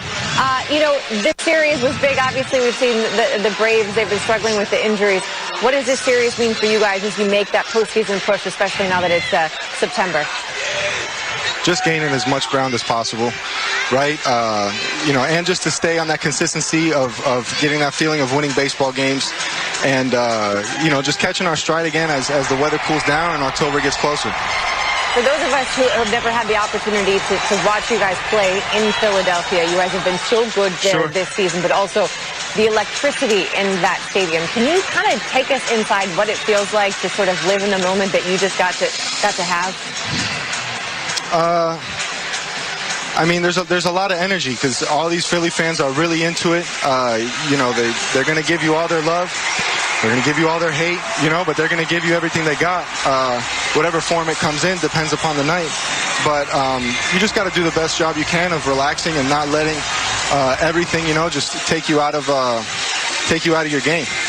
Well, you were 2 for 5, 3 RBI in this one, and you got the win when it was done. We'll see you next time. Thanks for joining us. Now, the second half of that interview was much better. Yes. Both questioning and answering, because it's a little bit on both. So earlier, before the show started, Connor goes, I don't really know. Do I like that out of Nick Castellanos? And I go, if he wasn't on the Phillies, we would hate it. Yeah. If Nick Castellanos played for the Yankees and that press conference aired, dude, we'd rip that dude. Be like, oh, come on, be nice to the reporter, blah, blah. But because he's for the Phillies, we go, oh, man, that's awesome. That's hilarious, man. I don't really know. I get what he's doing. He was asked the question, what did you see there? Four-seam fastball. He was very literal with his answer there, which is comical, but at the same time, come on, dude. Yeah. Hey, I saw a pitch middle in. I swung on. I swung hard. Felt good. Blah, blah. You know what they're going for. Right, exactly. It's not that hard. No. You don't have to answer questions so literally, but at the same time, to Nicole, what she needs to do is, or at least a producer needs to let her know that phone thing that she talked about, it was very clearly not Nick Castellanos' phone. That's got to be known. It's like when Kay Adams, did you guys know that Jason Kelce picked Cam Jurgens? As if it was breaking news. And it's yeah, dude, we've known this. We've known this for 2.5 years now. A little late to the party. This isn't breaking. You didn't break anything to us. It doesn't take much research. But they're also covering. We know the Nick Castellanos phone thing because we pay attention to these press conferences. She and the team at ESPN, I don't think do, and I don't blame them. They were like, hey, ask this funny question. But somebody put her in a bad spot. Yeah, definitely. It could have been better from both sides. Let me ask you this. Do you think that Nick Castellanos, when he walks away from that interview, do you think he enjoys doing that? Or No. do you think he? I think he wants does to not get. Want I think he wants to get them done as quick as I possible. don't know though, because like part of me, like he will give good answers when he wants to. Part of me is like he's intentionally being as literal as possible sometimes, just to. Yeah, I think don't he know. then lightened up. Like, all right, I'll go easy on her. I think when he likes to talk is like the other stuff. Like when he was like in London. Scooby-Doo's a superhero. Yeah, Scooby-Doo's a superhero. The London, when he was talking about the Harry Potter kids. Like, I think those are I think that's what he likes to do. Yeah. I don't think he necessarily likes talking baseball. Well, because he doesn't think baseball. Exactly. He just goes out there and plays it. baseball. And right now, he's been one of your better players, and he should be celebrated for it. All right, coming up next, we get to more text messages, and we look at the week ahead for the Phillies. They're off today, but they got games this week, and so do the other teams in the National League. Can the Phillies be on top of the National League come Eagles Football Friday? We try to figure that out next. It's Kincade Salciunas, 97.5 The Fanatic. Fanatic Sports Update. Nasty walks it off.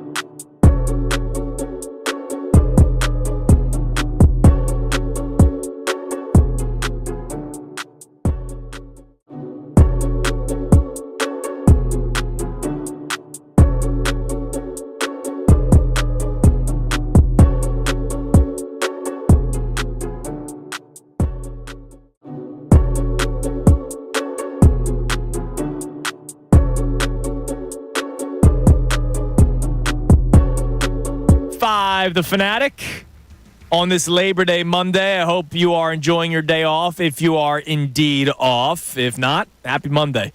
John Kincade will be back at it tomorrow. Connor's been doing a tremendous job filling in for him over the last week and a day. But Johnny will be back tomorrow, getting you set. Eagles, Packers on Friday. Can't wait for it. And, of course, we've been talking a lot about the Phillies today as well after they take 3 of 4 against the Braves over this weekend. Nick Castellanos, the big night yesterday with 3 ribbies. But, of course, to put you in that position, you need good pitching first. Aaron Nola provided that for you yesterday with 6 stellar innings, and the bullpen was great. Carlos Estevez was tremendous with 2 innings of work yesterday. That guy just takes the ball, doesn't he? Yeah, he seems like he's like, remember Hector Neris just took the ball every single day? Unfortunately, it was during bad years of Phillies baseball. Right. This dude seems like he's like ready to take the ball every single day. Well, if I was him and I spent years with the Angels, yeah, you're right. And then you end up on a team where when he was traded, it was like best team in baseball type stuff. Yeah, you're probably like, hey, hell yeah, let's go. Now they said something. I haven't heard this from any of the local beats, but they said this on the national broadcast last night on the television side about how he's taking a leadership role in the bullpen. He's been a vocal guy out there amongst the relievers. It seems like he's a really, really focused, prepared guy for what the Phillies need him to be, which a lot should be said about that coming from an organization like the Angels. Sometimes you get guys. The perfect example, right, is Gregory Soto, who was nasty in Detroit, yes, an all-star, and a premier position at closer, and then he comes to a franchise with expectations and looks like a nobody. Yeah. And for a guy like Estevez to come in here and be ready for the moment and step up, and to this point, he hasn't been perfect. He's had his iffy spots. It's been done. Yesterday was the first, wow. Well, the last 2 days. He had a really good appearance in Game 3 of that series, too. But, to step in and be comfortable in a situation where your expectations change so much, credit to him and credit to Dave Dombrowski for evaluating there are people that are built that way, right? We always, joke around, this guy's built different. Like, there are guys that are like that. There's guys that can handle a 9th inning. There's guys that can't handle the 9th inning. There's guys that can play on good baseball teams. There's guys that are stat pilers on bad teams in the NBA, and then the second they go to a contender, they clam up and they can't do anything. There's people like that. And before he was with the Angels, he was with the Rockies, too. So, back-to-back teams where he wasn't really playing meaningful baseball. All right, so the Phillies this week, they are off today, and then they play the Blue Jays for 2 games in Toronto. And then they come down to Miami for 4. So come Friday. By the way, everybody's making the trip to Toronto. Just so we could be clear. Come Friday, they would have played 3 games. So Blue Jays for 2, and then they would have played the first game of the series against the Marlins. The Dodgers finished their series with the Diamondbacks this afternoon and then play 2 games with the Angels. I imagine they take care of business against their crosstown rivals in the Angels. But then after that, we talk about the Phillies schedule and how it lightens up. So come Friday, come Eagles game 1, the Phillies will probably still have the second best record in the National League. But the Phillies have 2 against the Blue Jays, 4 against the Marlins, 3 against the Rays, 3 against the Mets, who are still fighting for a wild card spot. But not that good of a team. Not that good. And then 3 against the Brewers. The Brewers begin September 16th. So that's 2 weeks from now. So over the next 2 weeks, the Phillies have the Blue Jays, the Marlins, the Rays, and the Mets. They should handle business.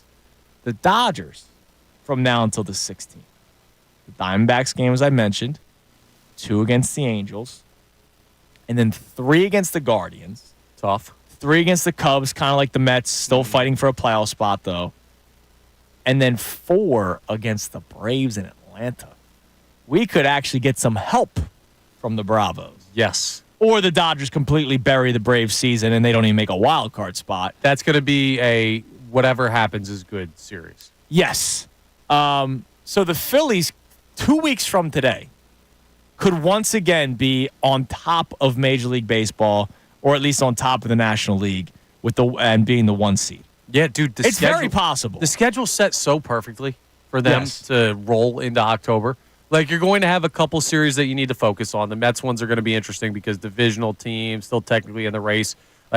they're looking to potentially track down the Braves for a wild card spot. But you have the Brewers mixed in there. It's still a tough series, so you don't lose your edge.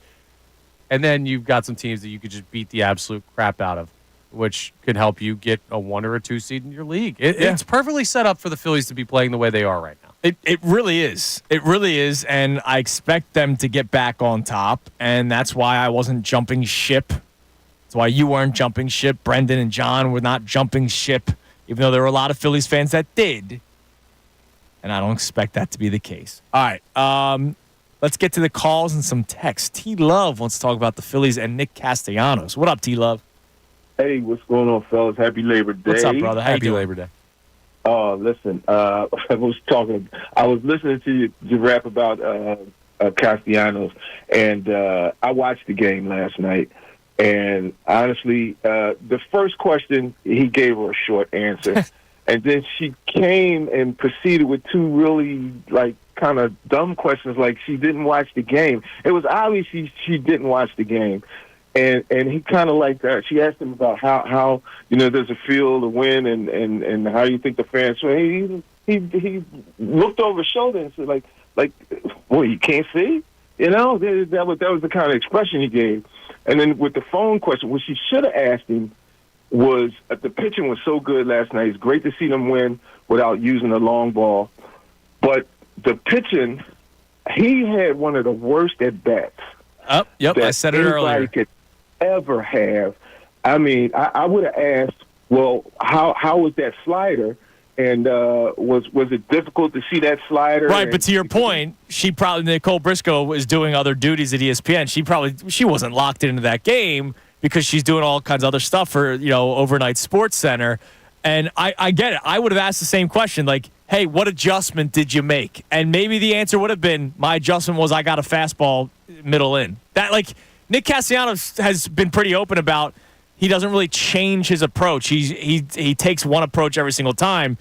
I think it was the dumbest move ever by the Atlanta Braves and the pitching staff and the pitcher to throw him a fastball down the middle part of the plate when he had, as you said, T-Love, one of the worst at-bats I ever seen in his previous at-bat. Yeah, and obviously that slider was cooking because everyone that came up in that inning swung out of the strike zone at that slider. Yes. And it was like a mile off the Iglesias plate, Iglesias is a hell of a pitcher, and thanks for the call, T-Lo. I mean, he's a hell of a pitcher. But, why the hell are you ever throwing Nick Castellanos a fastball in that spot? That's just stupid. Here was the pitching sequence that he got. Now, again, this is we talk about this a lot, right? About how there are people that do things professionally that are dumb. Oh, yeah. Right? Like, there are dumb people in sports. So the Phillies have runners on first and second. So you can't even throw out Cody Clemens is on third. So I get it. You can say, we don't want a pass ball or whatever. I guess. Right? I guess. Nick Castellanos steps up to plate. First pitch, 95-mile-an-hour fastball at the letters, first strike. This dude, in his previous at-bat, and this I'm pro Phillies here. This dude swung at 3 sliders that were in the other batter's box in his previous at-bat, right? And you throw him a first pitch fastball, middle at the letters. That one I don't hate as much because I hate it. That one I don't hate as much. See if he chases first pitch. Yeah, I got you, but then you're down, and then you load the bases and you lose the match. I don't hate that because you're probably thinking, okay, slider again. But then throwing a second one in the at-bat? Well, the second pitch was a slider that was in the zone that he fouled off. So now it's 0-2. Third pitch was a waste pitch. That's fine.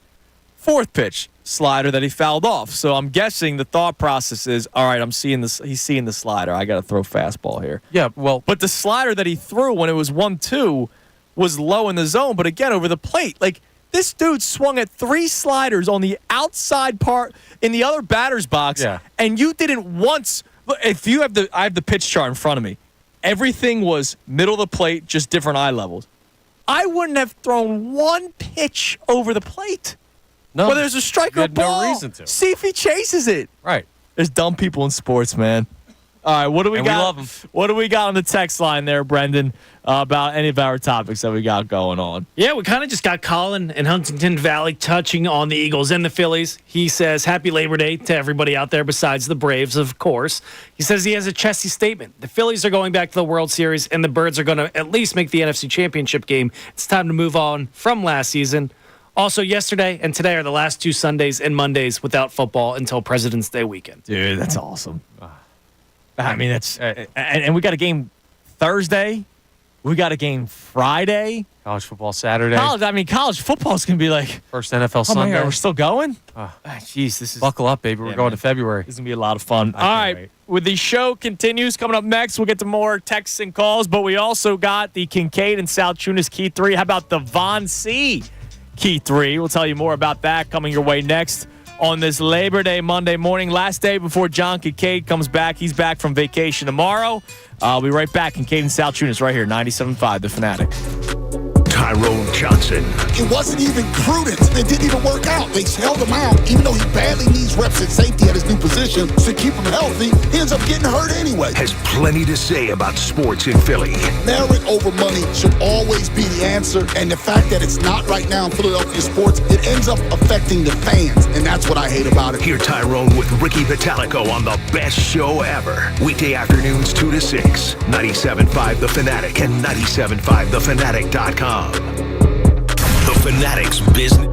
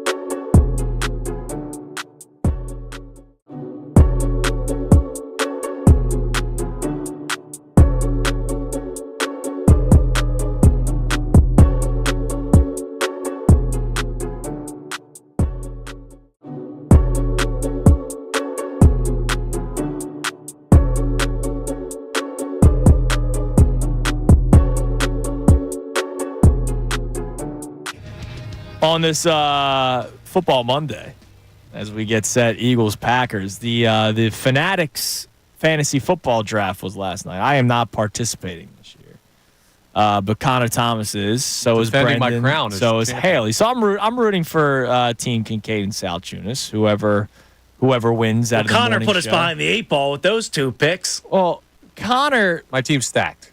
Connor basically drafted the San Francisco 49ers. So are you a closet 49er guy? No, I'm not. But their offense is going to be good. And listen, in the 3rd and 4th round, if I can get Debo and Ayuk back to back, I had the last pick in the draft, which I think is collusion. I won the league last year. Now all of a sudden I end up with 10. That's how it works. No, that's not how it works. It was randomized. Now, if we said that that's how it works, that's one thing. So I had to do what I had to do. And then I had the 49ers total quarterback pick.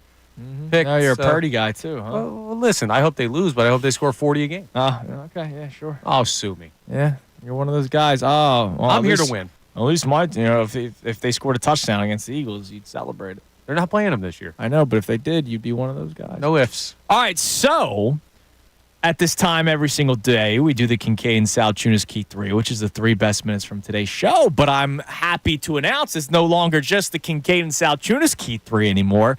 It is the Kincade and Salciunas Von C Key 3. I'll tell you all about the Von C Brewing Company in Norristown in a second, but take a listen. Now, the Kincade and Salciunas Key 3. Today's best. It is Eagles week, damn it! The Eagles are back on Friday. Can I get some football music? Can you hit me with something? Because I'm sorry to throw that out of nowhere. The Eagles are freaking back on Friday, and I got no football music. The Eagles take on the Green Bay Packers in Sao Paulo, Brazil this Friday. It's an 8:15 kickoff. You and I and Bill Colarulo got the pregame show on Friday from Xfinity Live. Like, this is going to be the longest week possible. I just know it is. This week is going to take freaking forever until Friday night. I just love the fact that it's on Friday and not Sunday. Yeah, absolutely. I mean, we're 4 days away, dude. It is move forward week. At least move forward day on Monday. Because here's the deal. I am tired of looking back. I am tired of it. We had to do an entire offseason starting in January, but really probably starting in December when everything went to crap for the Eagles, right? When the downfall was happening. They lose to San Francisco. They lose to Dallas. Yeah, we're all like, oh, my God, is this really – I can't believe they lost these 2 games. Those weren't the games that stick in my craw. The games that stick to you are the Arizona Cardinals, the New York Giants, the final week of the regular season. Of course, the playoff game against the Tampa Bay Buccaneers. But since December, right, we've been bitching about the Eagles, complaining about the Eagles, worrying about the Eagles, questioning the Eagles. They decided to come back with Nick Sirianni. That led to talking points. The Nick Sirianni, Jalen Hurts disconnect led to lots of discussion. Should this player be traded? Should that a player be traded? Why is Hassan Reddick not on the team? Then we find out why Hassan Reddick is not on the team. Oh, they should draft this guy. They should draft that guy. All of that is over, and it is time to move forward. But it's not just move forward like let's get ready for the regular season. It's move forward because I don't want anything from last year, any of the negative stuff that we talked about last year to carry over into this season. Because whatever the problems the Eagles had last year are problems the Eagles had last year. The Phillies had an awesome series against the Atlanta Braves, taking 3 of 4. Yesterday was amazing. Aranola was dazzling. Nick Castellanos, man, Connor, this show sounds pretty smart. The Phillies don't stink. The Phillies are going to win the division. Oh, and Nick Castellanos is once again not a bad baseball player, despite how a lot of people treat that guy. It's crazy what happens when you watch a team and try not to freak out over regular season games and evaluate players for the back of the baseball card and trust that the team that has been great in the postseason and for parts of regular seasons for the past 2 years would probably be on par or better than those past couple of teams. That's natural. And I don't know, we saw it last week, called it last week, and now sitting here Monday, I feel pretty smart. Yeah, I mean, because the Phillies are continuing to win and continuing to show that they're not a bad baseball team, and they're continuing to tell a lot of people to, I don't know, maybe educate yourself on the sport a little bit if you really thought that they were going to lose the division. It's move forward week. It's move forward day for the Philadelphia Eagles. I would have put everything that happened last season to bed, Connor. I'm ready to do it. Man, I've been ready to move past last season. The second you make the changes to the coaching staff, I think you put yourself in a totally different situation. And I'm glad you're getting here. I hope the fan base is getting here. I think it may take some people some time. I talked to some people during a show that I did yesterday on these airwaves, noon to 3, and some people's biggest concern with the team was that, well, I have to see it to believe it. And I do get that. Until we see this team on the field in an actual game and watch them look good, there are going to be people with some reservations. But I'm ready to throw caution to the wind. I think this is a great football team. I don't think that they're capable of doing what they did last year in a poor sense, which was the collapse. And I don't know if there's a trophy waiting at the end of the season for the Philadelphia Eagles. But I know they're damn good. I know they're not going to completely fall apart like they have no idea what they're doing. So I'm ready to move past last year.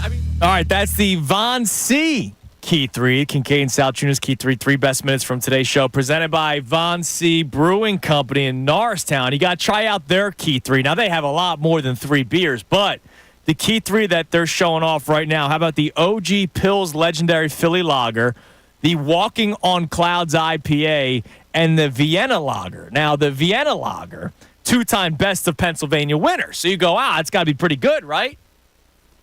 How about the OG Pils Legendary Philly Lager is the 2023 World Cup beer winner. So I looked it up. The World Cup of beer takes place in Vegas. All across the world. Like, I was mentioning there was telling you off the air, there's some breweries from like England that are there that participate all over the world. They won the American-style Pilsner category. They finished in first place with a gold medal for the OG Pils, beating Boomtown Brewery, which is in Los Angeles, and Cloudburst Brewing, which is in Seattle. So the East Coast representing. Yes, better sir. hops. Better say Von C. Yeah, come on, man. Better hops over here. Von C, great job. Visit VonCbrewing.com and find out where you can pick up your Key 3 from Von C today.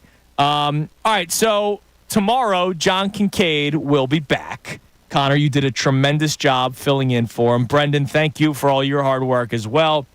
We'll be back to our regular scheduled programming tomorrow. And then, of course, football season changes everything. So we got some fun stuff in store for you starting Monday morning. We'll kind of act like the game was on Sunday, even though it's going to be Friday night, doing some of our elements to the show and our guests that we're going to be having on. So it's a lot of fun. But get ready, guys. This is going to be a wild time. It's right before Phillies playoffs, right? We have a fun September ahead for the Phillies, but then right October, of course, the Eagles kick off on Friday. So it's going to be an absolute blast, and we're excited to have Johnny back in action tomorrow. But Connor and Brendan, great job to you both during this last week in chain. It's been a lot of fun. Great job by you two for holding down the fort, even though Johnny decides the long vacations, the call.